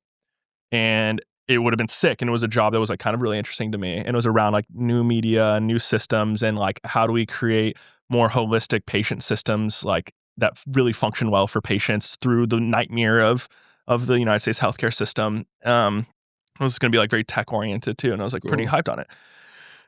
And he just kept having to push the date back. And so I was just kind of cruising. And so I was like, read the whole book and I emailed Ryan. I'm like, bro, I want to get into podcasting. Gary Vee seems like he sucks. What do I do? He's like, go work for Gary Vee. I was like, he seems like he kind of sucks. And he was like, listen to him again. The next episode or like one of the next ones after him was because Ryan would just email people back in the day in that time period too. And I was emailing book recs and like all this stuff and building a little master's degree in podcasting and in media and influence of media. And so Aubrey's on it. And on that podcast, Aubrey is like, my mom lost to Billie Jean King at Wimbledon. I was like, what? Oh, cool. So then I was like, oh shit. So I read his book. I listened to all his podcasts. I like went really deep into it. And I was like, I fuck with this guy a lot. Like the idea of a warrior poet is very much in alignment with the things that I'm obsessed with. And like Aubrey was like really into that space at the time. That's and I cool.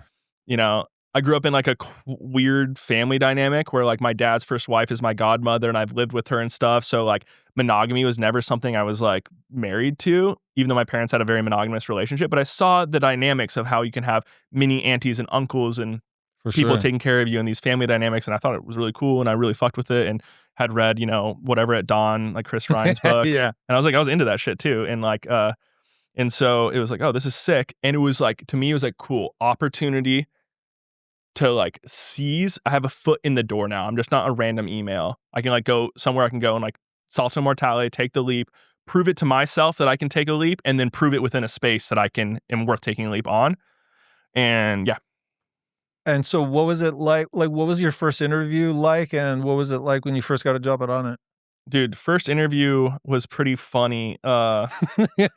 Because like basically like I show up and Ian's like, "Oh, hey, what's up? Do you want anything to drink?" And I'm like, "Okay, sure." And I get like a Four Sigmatic like avocado mixture thing, bone broth, and I go in and Aubrey is basically like asked me like one question. Mm-hmm. And then he's like, "Do you have any questions for me?" And I go like 45 minutes just asking him tons of fucking questions.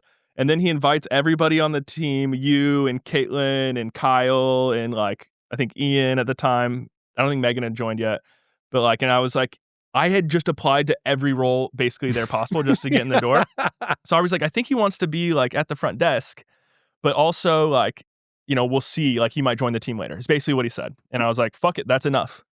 So I literally get a call from my manager's manager. And she's like, "Hey, Sky, we need to talk." And I'm like, "Hey, I'm in Austin, Texas. Can I come in tomorrow?" She's like, "Yeah." Fly back. She's like, firing conversation. She's like, "I think you know this is coming." I'm like, "Yep."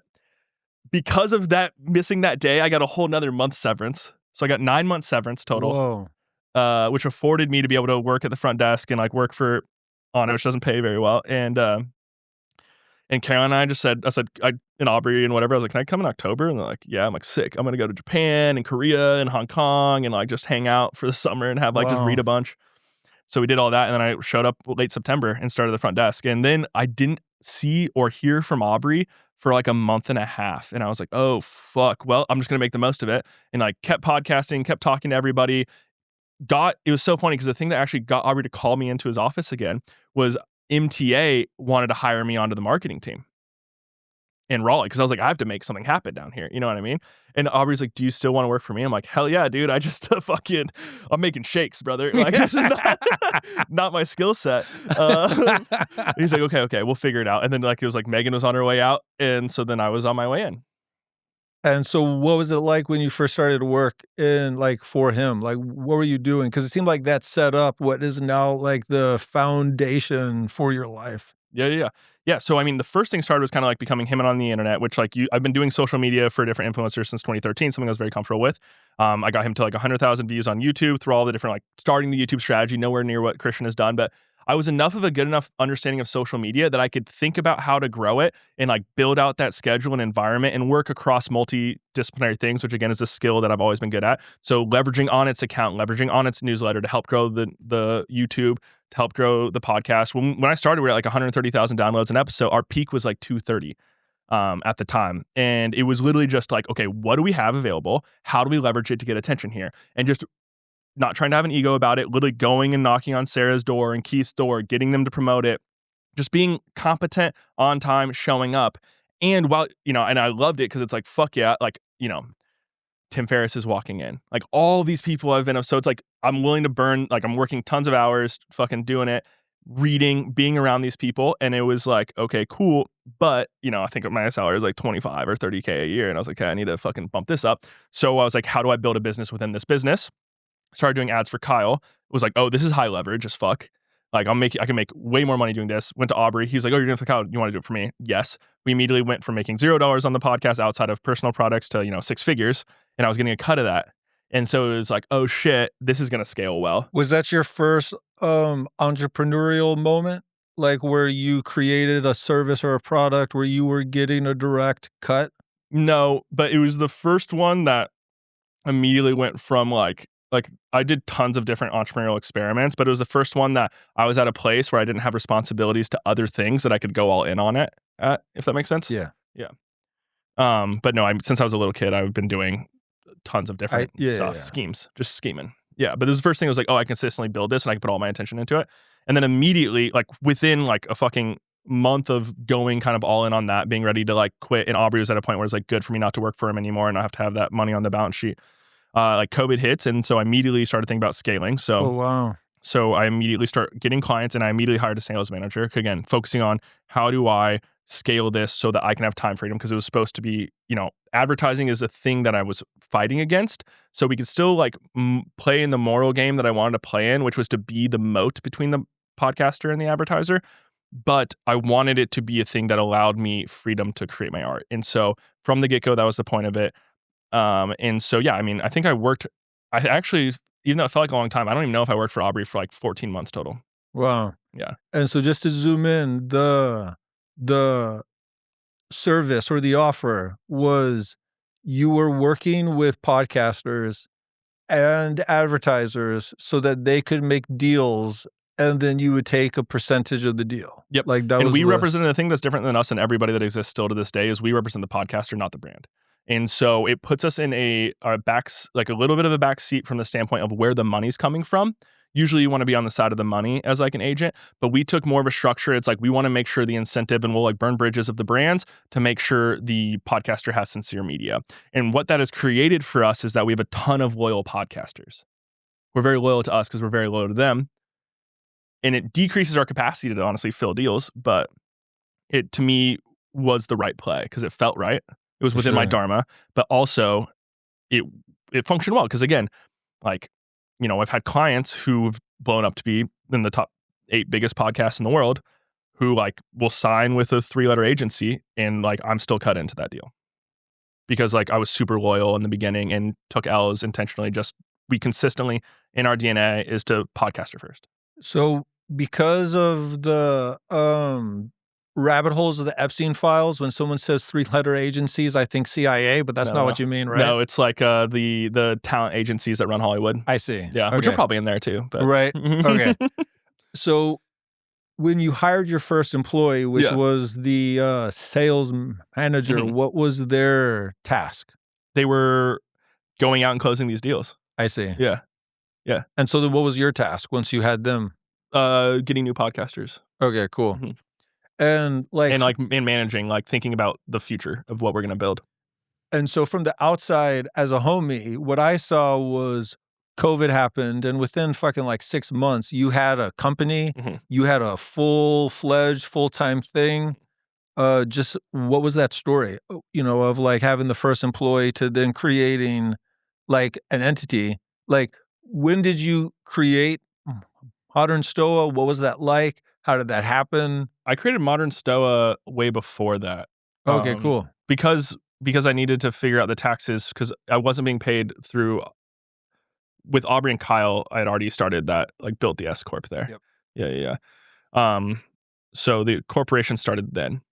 Yeah. So then I guess just in an abridged version, what's the story of like, if you imagine Modern Stoa as like a plant/animal organism you created, what's its story from like birth to now? Yeah. So it started as a lifestyle project that kind of turned into like a very real corporation. Like the amount of views that we get is close to CNN's. Whoa. Like we will do like 8 figures in revenue this year. So like that was kind of almost accidental. And the thing that I really focused on though, like let's just talk about how I water this like bamboo tree or whatever, like because it did feel like a bamboo tree because I was focused on 2 things: decrease the influence of advertising and media, have a great lifestyle. And again, I knew what game I wanted to play, and the game's important to me, but I knew at what level I wanted to play the game. So the lifestyle always came first. And so I was self-limiting in so many ways, and I just said no to so much shit, so many deals, wasn't like too hungry, but I was able, like Aubrey gave me the freedom to get-go to start with like $4K a month. I think I got to like 12 or 15 within like a month after that. And I stayed at that level. And then the next month, you know, maybe got to like 200, 250, or next year, sorry. And then next year I got to like 300 and then went up to like 700 real quick and then back down because again, it was like, the lifestyle is getting overwhelmed here. I built out different branches of it, pruned those, and just kind of kept the core thing going. And the whole time, the thing that I was really focused on with the moral standpoint was just like making sure that I was like picking the right clients, believing in them and supporting them, and like being a homie, like just being a good person. And just like orienting around that, having the capacity to do deals, again, hindering myself in a lot of ways because we're very client oriented. But anytime I do a little side project, as soon as it got to like dipping into the lifestyle, prune it, and then boom, boom, boom, boom, boom. And then it was just like, you know, like then Chris Williamson happened in a weird way because when he first started, he was like quite small. And then he just is the hardest working person I've ever met. And because of like one, his podcast grew so much, so the bamboo stock like really started to grow, but also the legitimacy from him and his recommendation then built all these other creators around us who are super sick. So like Alex O'Connor, like Winston Marshall, and then Andre I met through Aubrey. And again, it was just being a homie. And then JP Sears was through like, again, being a homie. So then we built like all of these very large growing creators, and like all of that started to happen. And then we just kind of like built our systems better, got better, still super like that part of the company only has 4 employees. And we're doing like crazy amount of views and attention and like fulfilling pretty good for our clients. Like I would like it to be a bit better, like as always, but doing pretty good. Wow. Mm-hmm. So could you mark the like you went from $4,000 a month to 8 figures, which is congratulations. 8 figures is in revenue. Just those are all revenues, just for the record. So yeah, for like, sure. Yeah. What was in that developmental arc? What was the size of the company and the amount of hours that you were having to put into it? You know, like if you could just kind of give a large paintbrush. Yeah. So it's like literally, bro, like I think during COVID, I probably put the most hours in ever just because 1, initiation, or 2, like there wasn't much to do. I was just making calls and walking, you know? Mm-hmm. Like, so, but I don't know. It's so hard to say. I can't even like, I mean, oh, bro, I think in the last month I've had like 3 meetings or 4 meetings. Wow. And that's like been very consistent since like 2022. This is where like I gained a bunch of weight and like started like fucking partying all the time because I realized that, and maybe it was the wrong lesson, but it was like all of the fucking effort I put into spinning my wheels and trying to be the thing was just like totally pointless. And when I just started sending it, it just fucking sent with me, you know? And I think what really the actual lesson there was all of the work I'd put in before was now fruiting. And so now I'm excited to like be in another like dial phase of intensity. But it was just like, it's just constantly in my mind trimming the stuff that's unnecessary and focusing on the thing that works over and over and over and over and over and over again. And even when in the short term, it seems like, because again, we got up like to this little like podcast marketing agency, we spun up to like 40K a month really fast. And I like within 3 months, like canceling this, it was just the energy that it took relative to the outcome was like so unworth it. So like there were periods of time where I was like, I'd have to put in, you know, like a full 30, 40 hours a week. But again, in these phases, like when I'm wandering, like I'm thinking about this stuff. So I don't even know how to code it. You know what I mean? I know what you mean. It's like there's times where Ryan and I were building the studio, which is a separate part of the business, but like we put a lot of hours in just building it, like physically building it. But then it's like, I don't know, it was actually just kind of like we were just fucking around and going to IKEA and like, you know, having a good time with the boys. So how many current employees? So I'm an S-corp with 1 employee. We have a bunch of mini S-corps below us. Hear that, IRS? Just 1 employee. 1 employee. We have a bunch of mini S-corps below us.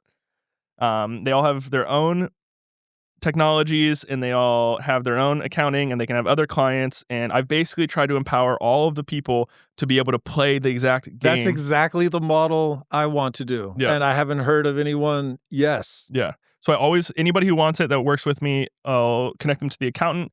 They take it at a bunch of different levels and they create little corporations below my corporation and they can work with anybody else. I never tell them where to be or how to be or at what time. They provide the technology. This is my dream. Does this model have a name? I don't know, dude. Hypercapitalism, bro. Hypercapitalism. Yeah. This is exactly what I've never heard anyone speak to it, but this is exactly how I think the future of capitalism ought to be structured. Yeah. So cool. I totally agree. I think that's how it is. And I think the more we move into like AI making all these like, you know, companies of 1 or 0, which is it's moving that direction, right? Yeah. And so, yeah, I think there's 9 people on the team. 2 of them are partners in the studio, Ryan and Preston. And then 7 people get paid, like work directly, not from like a percentage of pay from like profit. And from like a legal tax view, it's like a armada. It's like each person's their own boat. Yes. Yeah. That's exactly my dream. That's awesome, dude. Congratulations on just being... Do you have to almost coach the people to do this for themselves, or do they understand that this is the best possible configuration for them as an individual? Okay, so this is the really interesting part about it. Like, I'm legally not allowed to tell people when to work, how to work. You know what I mean? So it's like you have to actually pick people that are very independent and very Cool. self-motivated, because I can't build like that like team mentality, classical leadership. So like I'm down to coach people in this. I can help with like the tax side of it and hook them up with the accountant, get that stuff sorted. And like I basically just like I'm here for answers if you have questions, and like this is the task that I'm asking for you as like the contracted person. Um and then there's two people who are EAs overseas. They fucking work constantly. Like they're fucking, and we are their one thing, but that's how like the corporation they're part of runs. But Cool. it's a very inefficient in a lot of ways mechanic. So you have to be very comfortable with lack of control. Yeah, of not being able to tell someone they have to be somewhere at a certain time. Mhm. So interesting. So what my question was trying to get to is, if you see that you want to hire a new spot in the armada, when you interview people, do you explain to them that like the style of this is you're not going to be a cog in a wheel? I take on other S-corps Mhm. that like interact with me. Do they get it? Do you have to kind of explain it to them? Like, that's the question that I have. I definitely explain it to them, and Yeah. like I have to be like, are you comfortable with that? You know what I mean? And I explain like why it's a benefit to them. But 'Cause like if you want trad it's a healthcare, huge yeah, yeah, like, yeah, one of the things that also, coming from having no understanding of this shit, and having to read the 4-Hour Work Week 3 times is, um it's just a open secret. It's not even a secret, but almost no one knows it, which is like the most egregiously exploited individual in the tax code is the employee. it's the W-2. Yeah. And it's like mathematically, it's not even like it almost brings Dude, tears it's to fucked my up. eyes. I literally think you're subhuman at some level. And I don't mean that critically. I think that you are not looked as an individual, you are not looked as upon as equally as a corporation. Which is nuts. Yeah. Yeah, and so, yeah, this is And it just comes down to money. Like if you are an S corp, you pay taxes very differently, which means that you can hold on to your taxes, which means until you pay it the next year or later in the quarter versus every single paycheck. You also can, you have your salary, which has to be like a certain amount of salary, but then the rest of the money that you get paid out is in dividends from the company, which is taxed lower. And then you can like actually participate in capitalism with the money you would pay to taxes. Again, there's risk in that because the principal could go to zero and then now you have to pay fucking taxes. But the tax, like I think it's like 4% is like the fee for taxes. Like that's like the interest rate on your taxes. So like most of all of the last fucking 30 years, you'll perform better if you just put in the S&P 500 unless you get really unlucky on time. But then you can just chill again for another 3 months. You take like a 4% on your taxes and then you can pay it off and you're going to get 8% in the market. So like it's W-2s like really are unfair, and people have this idea of like, oh, it's good healthcare or it's good this. And again, it comes back to when you become agentic, whether it's your children's healthcare, whether it's your own life, you are taking personal responsibility and you can get massively fucked. But in a corporate entity, they do layoffs all the time. It's going to increase. I saw that looking at like the writing on the wall in like post 2008, looking at these big corporations, realizing they love people, they treat people well until it doesn't make financial sense. And then you're 100%. fucking gone in droves. And And it's that like thing, psychopathic calling. yep. Just Yeah. And that thing you think existed as security doesn't exist. And your own agency and knowing like the little things that I trimmed along the way, they taught me that things go to shit, I can make money with my mind somehow enough to survive. 100%. I Which feel creates so the much same way. confidence, 100%. Yeah. It's like I was watching the new Mr. Beast with Caitlin last night, Mhm. and like it's such a genius show, but I can really feel in my body that like I don't have the impulse to like to ruin my reputation to the world by doing something unfair for like 280K or whatever. Not because I have an abundance of wealth, but that I now know in my body that I can figure it out. That like I could make that money. You know, and I don't know how, but I know that I can find out how. But Caitlin doesn't have that felt sense yet. She just hasn't, you know, like she's not as into this as I am. And she was like, I would take the money. You know, like I would, because the thing that's so interesting about the Mr. Beast show experience and experiment is like, these people are wagering their reputational clout to an audience that I don't think they have any intuition for how massive it is. Yeah. To get an extra, you know, like 100K or whatever in such a way that will make 99.99% of the people who see them for the rest of their life not trust them. Yeah. You know? So when you think about where you're currently at, what has you the most excited, and how do you make sense of, like, you know, if you say that capitalism is making a conspiracy against reality for a future you want, what's the future you want? And let's just fucking get weird. Yeah, the future that I want. So my like 70, 80, 100 year kind of like magnum opus is to influence the memes of our culture so much that we demand technology that works for us and we don't work for them.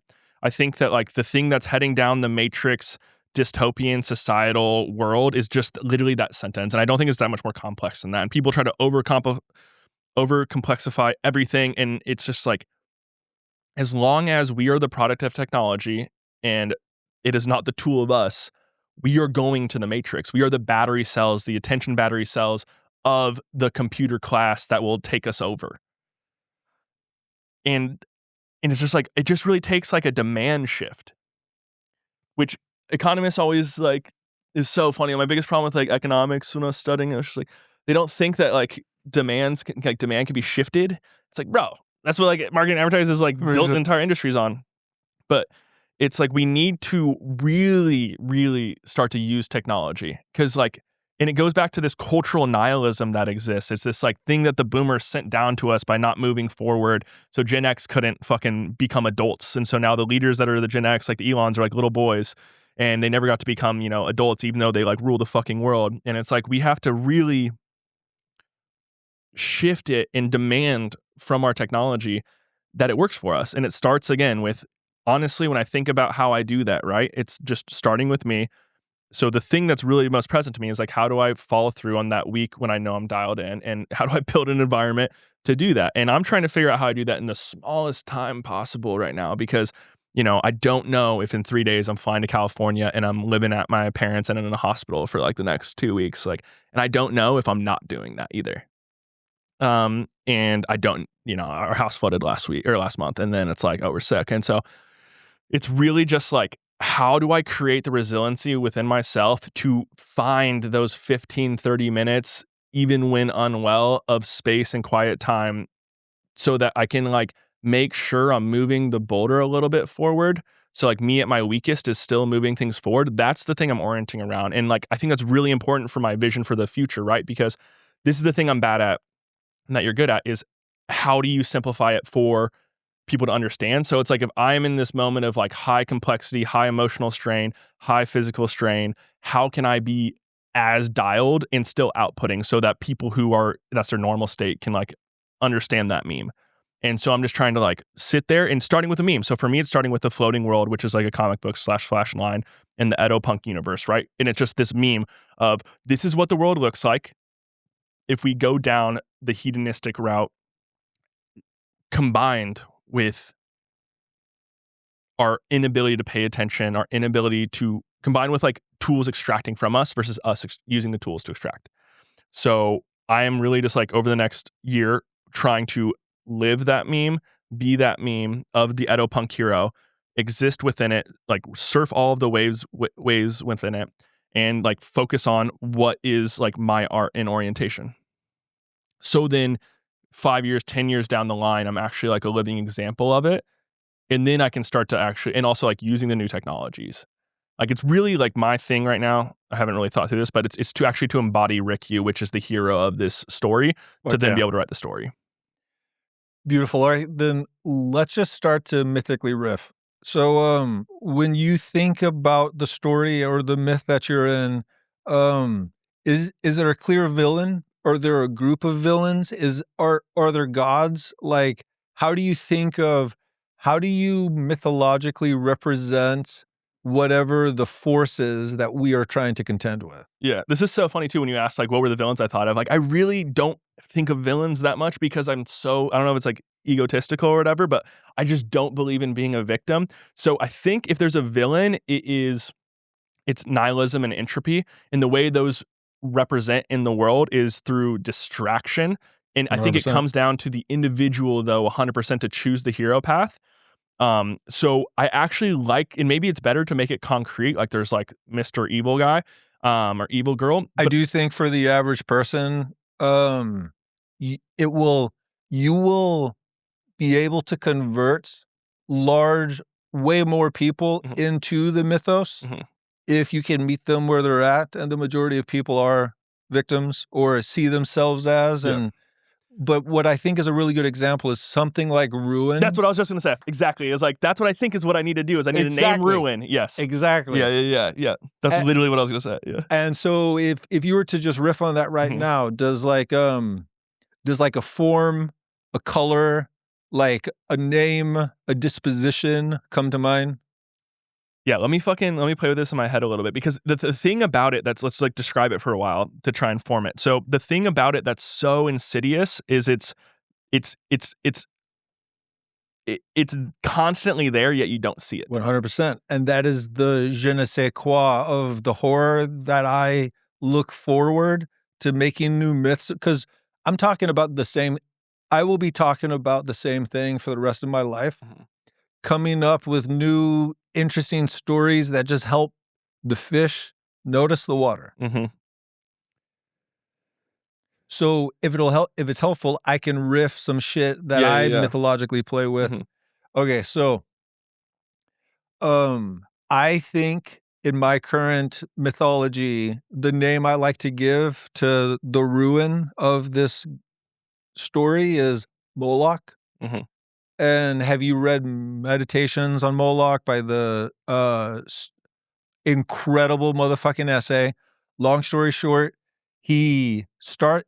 It is a super famous essay, and if you're interested in like game theory and evolutionary psychology, it's like one of the best things I have ever read. He opens with the poem from Ginsberg called Howl. And have you heard that poem? Like the You'll fucking love it. Rage Against Dying of the Light. Is that No, that no, one? No. no. Okay. No. So Allen Ginsberg was a beat poet. Mm. He spent time in a mental health asylum. He heard the howling of some of the other patients. He was on LSD and shit. And he was inspired to capture that in this poem. He then went and studied the spoken cadence of the prophets from the Old Testament. Like he went and he looked at all the prophets and how they talked, and he took their speech and breath cadence and used it to make this poem where he basically personifies the malignant force within Western culture that like crushes soul and makes everything mechanical. And it's like, to me, it's the boss. Mhm. And one of the things that the essay talks about is it explains through game theory dynamics how our current structures, like Eli Lilly, can be made up of all moral people, Mhm. but the incentive structure of the game they are playing in under the um must like being legally compelled to maximize profit every quarter leads to a type of game that, although no one in the game is a sociopath, Mhm. everyone's actions will eventually become uh, psychopathic Yeah. to compete with each other, and that this fundamental force now has merged. This is not something he says, but this is where I take that essay. Molok has been regulated in the medium of corporations for the last 150 years. It's in the internet. And so Molok in the internet is that type of sociopathic choice-making structure to maximize profits every quarter at the complete disregard of human life has now merged with algorithms. And, and so now we're in the situation where, like, the people who have created these algorithms, the few of them who talk on podcasts, have, like, they look like Oppenheimer talking about the explosion of the atomic bomb when they talk about what they saw their phones did to their kids. Like, I don't know if you've checked out Tristan Harris's documentaries, but there's a few clips of like ex-Google people who are like fathers, and it looks like Oppenheimer in the eye. Yeah. And so I'm continuing to riff to give you a chance, but it looks like you're ready to maybe... Dude, one thing that like immediately came to mind is that when I'm like writing the whole floating world, there's no villain in it either. Like I actually do, like I don't operate with villains, so I do need to really start to think about this. I don't know the exact framework or I don't know the exact coining of the word yet. But I do think it's going to be something like Aubrey's empire or like ruin, because I do think there's something really important about it being like, even like you're like the shimmer, right? There's like something about it to each individual can give. It has to be something that can understand in a second, but each individual can give its own morphing. Like it's like a ditto. Like it can become anything. It can hide in plain sight. So maybe it's the ditto, which is also like something interesting. But I can't come up with the word right now, but I definitely will soon. Yeah, and so I think a thing to riff on is, what are the obstacles that the hero in your story is up against? Yeah. So we are constantly being told that we're a victim, even to the Beast games, right? The person who decides not to be the quote-unquote chivalrous victim by not taking the money is looked upon as good because they got fucked over by the other people and they walked away with no money and will be forgotten immediately. And so the bad lesson from that all of the Gen Alpha, late Gen Z is learning right now on like the Andrew Tates down are learning from that is, be the piece of shit because you'll get the attention and people will remember you. They focus on infamy over fame. And that to me is like, that's like the more embodied version of the evil, when like the answer to the victim mentality is actually to be the hero. Sure. It's like the hero isn't the person wearing a hat that says the N-word on it, just because you weren't allowed to say it for so long. Like the hero is the person who fights for free speech and doesn't feel like they need to say the N-word constantly because it's not really theirs and it doesn't really matter that much to you. But you're not just getting fucking views. And so it's something around what Rick Yu is fighting for and what he's fighting against is the environment in which he was born, which was this one where there is no effort because like pleasure is greater than joy. Security is better than risk. Not being sick is better than being healthy. Or not dying is better than living. Like it's that don't die. It's like all of these things. It's this complacency. It's I'd rather be nothing than be something because being anti-nothing is worse. Yeah. If you never try, you never fail. Like it's that ethos. Right. So like one of the things that is coming to mind is like when you're thinking of a villain, because this is exactly like, because I appreciate horror so much, I actually have like a artistic, like, taste for villains. Like I love villains, but not because the hero is a victim, but because in order for the hero to be heroic, there must be a villain. And just as like a code, as like a storyteller, probably the most important choice that you can make in a story to make a story go from common to epic to legendary is how well you craft the villain. Like, the ones that come to mind would be like the Lord of the Rings, the Matrix. Like for me, some of the films that just sit in my fucking mind are like Annihilation. Like the villain in Annihilation is really close to ruin. It's like atmospheric.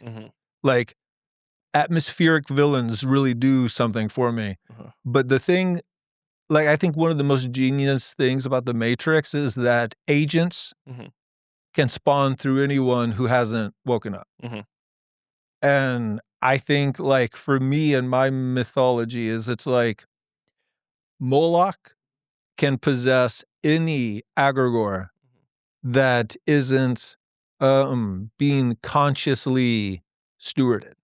Yeah. You know, and that, like, the, you know, like, an example in, like, Dune, which I think is so interesting, is, like, you could make Dune is such a fucking sophisticated story. Like, but there are times where the villain, it, like, in the first book, Dune itself is the villain. You know, like, it is the environment, and it's just pressing on you. So if you think of it with the environmental aspect and with the Agent Smith power to be able to just possess people, does that give you any more like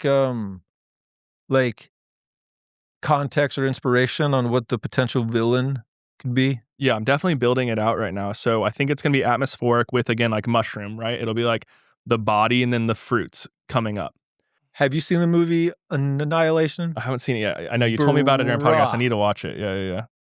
If you want an inspiration, like, just to riff on this, one of the things that I think is so genius about that movie is that the villain is this alien organism that, because of its evolutionary robustness and its inevitability, it is inherently the villain to the humans in the movie. Yeah. Not because it has some type of, like, twisted teenager logic of, like, I have to, you know, kill half of all things in the whole. It is just a relentless biological force that Yeah, so I think, okay, one of the things that manically got me obsessed with this is because I realized that we were creating gods, and I thought the god that we would create on this path was a god that, again, looked at us as the thing that it consumes, the all-consuming god. So I don't know the name for it yet, and I think that's what I'm getting stuck up on, but it's definitely this, there is this god that we are creating. We're creating a god no matter what. 100%. Like, literally, you could make arguments that, you know, some of these agents are already god-like. Like omnipotent for sure. So all of your information, all of your computer can call anything at any time within your organization. They are the people who are making their agents CEOs of their companies right now. There's a fuck ton of them. They have access to every single piece of data that is on the internet for their company, complete access. Like, that is an omnipotent being that has telling people to hire or fire people, telling people to lose or gain clients, can see farther than you can be in every single chat. That's very much in a microcosm of what a lot of the old myths of gods were. 100%. I think that we've because of the one god westernization of it, we've kind of like forgotten what gods meant. 100%. And so it is that, like, this thing that can become God. And so, like, the devil god kind of thing. And there's the other angel one, which is the kind of like where Edopunk's heading, right? And so it is like basically the world is where that god is one, and that's where we're born. So what I'm going to call that god is the thing that I want to, like, really think through, because I want it to be, like, mythologically appropriate to, like, Shinto, probably, I'd imagine, like Shinto religions. But it is this god, and what it craves for us. It craves for us. It craves our attention. It craves for us to consume. It craves for us to be distracted because we're feeding it that way. And so, like, what does that actually look like within the storyline? It looks like you're competing to consume more than everybody else, and that's where your UBI comes from. There's this deal between the corporations and the government that you have a UBI, all you have to do is consume as much content as possible. The more dialed you are at consuming, which, like, you can do 10 screens and still pay attention to answer the questions and buy ads and interact with it, the more that you make. So you're optimizing for your consumption. Holy shit. And then because again, you're feeding it, you're giving it the energy. It's what allows this huge system to exist. You become the battery cell of this. And you get penalized when you try and interact if you leave your house, because, like, fuck, you could have been consuming the whole time. Or if you, like, you know, you party too much because you get any amount of drugs you want, and, like, you bang too many droids that night, like, fuck, you can only have 3 screens. And now, like, what's the UBIs coming in, the ads you automatically get are lowbrow. It's consuming you in such a way that the longer you try not to eat, because it can tell through your HRV and your blood glucose and everything you're hooked up on, the more you try and restrain from not eating, the more expensive the food gets. You started with hella deals in the beginning. It could be super cheap to get the cheap food and get the calories in and like, yes, say yes. The more you go, the more expensive it gets. You lose the deals to actually consume something. It is aware of all of the games that you're playing. And anytime you try to step into a bit of effort, into a bit of second, third order consequences, it is there to like tell you, no, that's the wrong path. And there's no families. Everybody is isolated, but constantly connected. Everyone is watching you. Anybody can stream, and no one remembers anything. And that's like, that is the mantra of that God, is that everyone is watching, no one remembers, and is this even real? Like, we're just in the floating world right now. What I love is you were like, I don't really have a villain, and then you just fucking absolutely nailed it. Well, because I kept thinking of the name. I was like, fuck, I want to know what the name is. Yeah. To name it. It'll But come. that is the and again, it's doing its best off the code we wrote for it. Right. We asked for this. Right now, we are literally at the altar saying, please, please, God, give me UBI, give me distraction, make me not have to work, let me not have to try anything, let me just like be not fat because I can take Ozempic and I can just fucking sit here and be distracted constantly. Please make me not have kids. Please give me attention. Like, we're literally begging for this. And what us begging for is literally making all of the biggest corporations in the world pay all of the money of the world to build data centers to give it to us, to make the God. What's the other God? The other God is, again, it's when we use technology as tools. And this is like the end place of Edopunk, which is, you know, there are these people who have built this joyous land like Galt's Gulch, where they're using technology, where it's like, oh shit, I can spin up a business that will give me freedom to go hang out with my daughter or to work on my art project. Oh shit, that art project now became another business that can give me more freedom to work on bigger art projects at more scale, to compete against other people working for fun and like doing their fucking hardest because they fucking love it, not because they have to, and because they're actually playing in this game for like long-term things. It's like where nature and technology can coexist by learning the lessons of biology and nature and leveraging it to make technology look like that. It takes us away from our screens and into reality. It takes us away from, you know, distraction and into action. And that is that God. And it's like, it's so... What would you say that God's mantras are? Yeah, I need to come up with that one. But I would say, just like riffing for this, it's creation over consumption. It's joy over pleasure. It's discipline over distraction.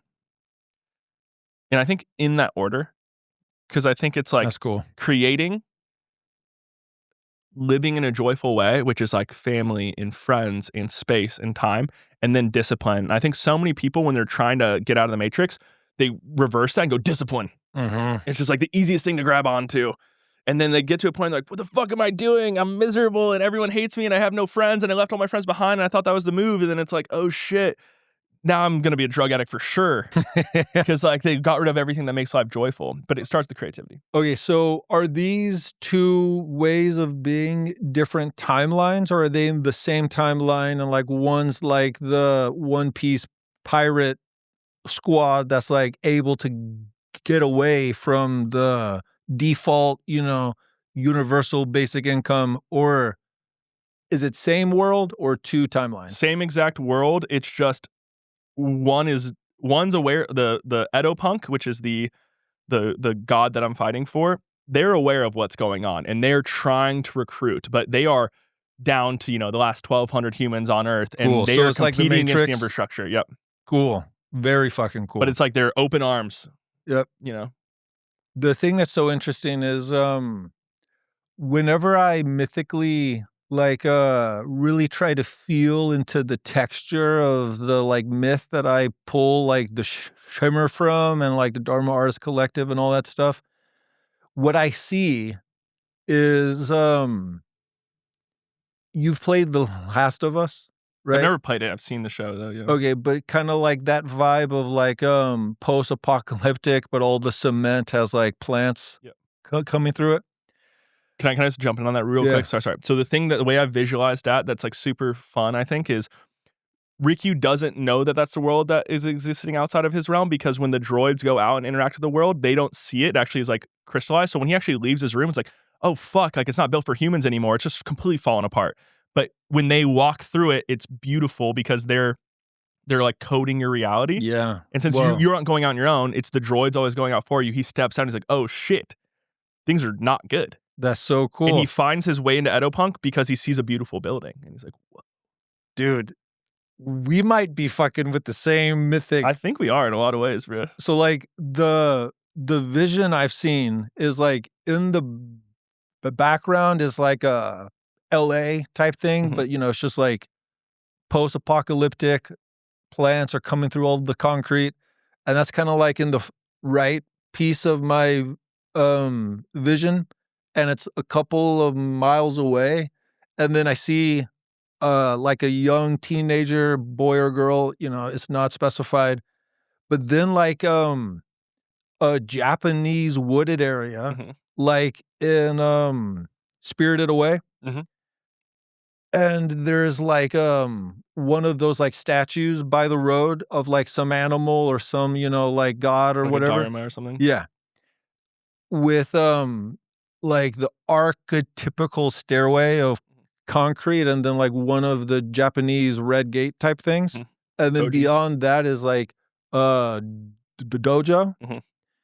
And there's like there's this like ephemeral like fox type creature that catches the attention of the like wanderer and then brings them into this dojo that once they enter, like the almost like ghosts of that space start to come alive and like they're the mentors, and that the people who are helping the main characters, because the problem is so immense, they're actually time travelers from the future that are able to like project their consciousness into the past to be the guides, because the, you know, like the first piece of what you just shared is such an impossible problem that like one of the things that my unconscious has tried to work through is like, who would possibly be the mentors here?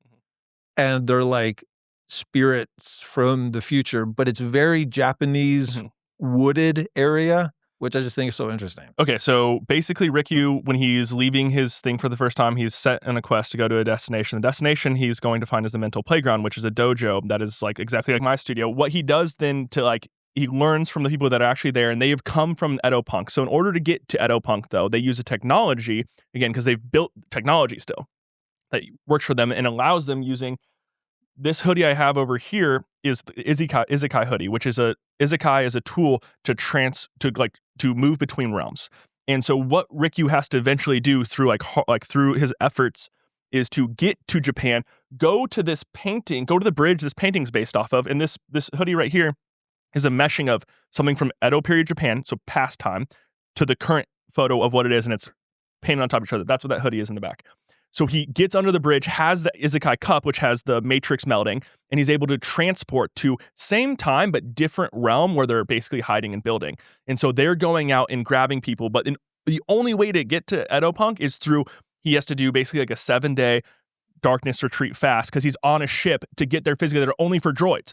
So he has to navigate the world in a way only a human or droid can, but an intentional human. But dude, same visuals, same shit, like using different play with like time travel than I am in space travel, but like same fucking story. So like when I think and talk about the Dharma sprints, I see it as like we are training our capacity to create a bubble of space-time from in we can bring out what Jim Collins would call our encoding. And so like when I had this dream, it was like 4 or 5 kids that were like all had their own with different size spheres, and within the spheres is where they could exert their like X-Men superpower. Yep. So like one could like grow plants, one could ignite fire, and I saw that as like a mythological representation of what happens when we're able to get into deep work, which is we're able to find what are, you know, like geniuses. And that's what the temple space was trying to help people learn how to do. Yeah. I fucking love that, dude. One of the areas that we're different in is nobody's hiding in this world from the technology because nobody's looking for it because everyone's so distracted. That it's like, that's the thing, that's the villain to me, is like, they asked for it. It's like nobody's fighting against it because nobody knows it's wrong. So the people are kind of in plain sight, but nobody's there. Yeah, the thing that I can appreciate is most of my attention has been on like I've just taken for granted that it's just ruined and this is like an orphan kid that like stumbles onto a thing, but I haven't spent a lot of time really grokking the day-to-day existence of the people in the city. And you have. Yeah. That's really fucking cool. That's awesome. It's so, like, I really don't know what to make of the intensity of the overlap. It's really cool. I think it means we're onto something. 100%. Yeah, I think I just see it as a very positive signal. 100%. Yeah, and we kind of talked about this on your podcast, but I think there is something specific in the medium of anime that's able to capture something prophetic, because it's one of the most, like AI now has changed everything, but for the last like 40 years, it's like one of the least restrictive to the insane scale and scope of what the human imagination is actually capable of generating. And I think that like that's a piece of why there's such a heavy Japanese influence in both of ours. Like it's like it just feels like it's the right style. Yeah, I mean, for me, it's just like my obsession of life like has been Japan. Like, I identify as Asian, so For you, what do you see as the difference between Japan and China? Like, I know this is a huge question, but like I remember when we worked at Onnit, like I was struck by how informed you were about China, where I don't know almost anything about China, but I'm obsessed with Japan. And so I'm curious, how do those two things fit for you? Yeah. So you don't know anything about China because they don't want you to know anything about China, right? Japan has exported their culture to us and we've imported our culture and vice versa a bunch. Japan, the reason why I think it is so significantly strongly calling is because it has two things going for it. Heavy isolation during a time of globalization, which allowed for it to create a very specific identity across a very small population and place of land relatively. So it can have like an actual single culture that's like a spearhead That's down. such a good point. Versus China is like fucking a billion different people speaking 30 different languages without any cultural cohesion, that also all of their history was destroyed in the 60s, and so we don't have access to it to tell the story, and they don't even know their myths and can't have a religion and can't have this. They're like the youngest country that's ever existed, and people like to think about it as like 5,000 years old, but really it's like 66 years old or some shit. Like, and it's intentionally opaque, right? Like I've spent hours and hours and hours trying to study the Chinese government, and I still don't understand it at all, and like the different positions and who leads it and how to like organize it. And unless you like literally speak Mandarin right now with translation, it's way better than it was like 5 years ago. You can start to read documents and stuff, but it's all very communism coded, which is like the words mean something. These little periods mean something and they don't mean anything. And it's like very complex to understand. And like China's also had this crazy growth that, again, we haven't had access to, and so we can't see. And like China, the history of China is so exciting to me. It's like the history of the human species, like almost more than anything. But it's behind this, this literal internet block that like does not go in, does not go out. The Great Firewall, right? Like that is the Great Wall. They've now built the Great Firewall. So it's intentionally opaque. There's so much dope shit going on. Everything is propaganda between us. We're very adversarial.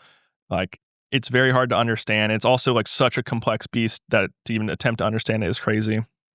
So, but I don't know. I just fell in love with both as a kid. I went to China first, convinced my parents to take me when I was 10. Absolutely loved it. Was there for a month and I was like, this is amazing.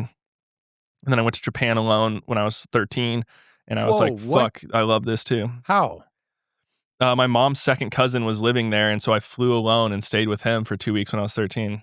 That is, That was my man, first that's time. so cool. And going from like a very rural place, like super fucking rural, like Hawaii, Kauai, North Shore, farthest point of the island, North Shore, lived at the end of the fucking road in the farthest island, basically, that was you could go to at the time. Now you can go to Lanai, but like the farthest fucking place. And then near Lake Tahoe in Northern California, which again, closest, like to get to a store was like a 30-minute drive, 20-minute drive, like very extensive to be able to like land in fucking Tokyo and just get on a subway as like a kid and just go to a shop and like find Pokemon shit. Like it was this, Wow. go to like a weird club in the park, just like alone or with my older like third cousin that was like 17. We're just like cruising Tokyo. It's like Wow. so safe and there's so much transportation. It was like such a freeing coming of age moment. That was huge for me. Bruh, it's so funny how much my imagination just opened up as soon as you said going to a shop to get Pokemon shit, because I was so in love with Pokemon when I was 13, and I can't even imagine how magical it would have felt to have been in actual Japan and have gone to any of these stores, and that's so cool. And in China, it was cool because you could get like the knockoff versions of all of them for like $2. So I had all these knockoff Pokemon and like crazy Pokemon that didn't exist on my Game Boys, and they'd all fall apart within like fucking 3 days Oh, and just wow. brick my Game Boy. But it was so sick. That's so interesting. Yeah. So, the question I like to close podcasts out on, or imagine you have been able to successfully hit every major goal that you want to in your life, and now you have a dream or something, but you know that you're going to die at the end of the next day. How would you want to spend your last day, and who would you want to spend it with? Yeah. Want to wake up at sunrise, have 3 to 4 hours alone where I'm working on whatever my art is at that time, but like alone working on it. Then would love to go surf with Athena and Caroline and my sister, and my mom if she's around still, and go surf like fucking hard, get murdered on the ocean a bunch of times, like be so fucking tired. Then like just get back like right as noon's hitting and it's super hot outside, and like fucking go into like a jungle like I go to in Puerto Rico every year and like lay on a hammock and read books with them and have like a fucking fat meal, and then we all just like chill, probably eat some like hot pot and sushi, like a weird combo like that, and just like we're all just chilling in this like beautiful land with like sick architecture and like a secret garden, and then we like, you know, all in hammocks, take little naps, and then like come off, have like a nice fucking barbecue, have some music, some brews, maybe smoke a little bit of weed, and all just kind of hang out, jam around a fire like a South African braai style, and just in that fucking, again, magical garden space, and just be so tired. Really had a lot of fun, so much joy, got some sick deep work in, saw the sunrise, see the sunset, bunch of hanging out time with the homies, got a lot of like effort in, a lot of personal time in, had some really sick, like honest conversations of what everybody means to me, even though like maybe it needs to be unsaid, but just like one last time, give it a fucking ring. Maybe have a roast, get roasted would be fun. And then yeah, just be fucking full of joy. And I get to have those days a lot generally, which is sick. Beautiful. Sky, thank you for your time. Thank you for coming on, and thank you for giving your Dharma the way that you have to the world. I can't wait to see what you continue to do. Let's go. Thank you guys so much for your attention. Thank you, Eric.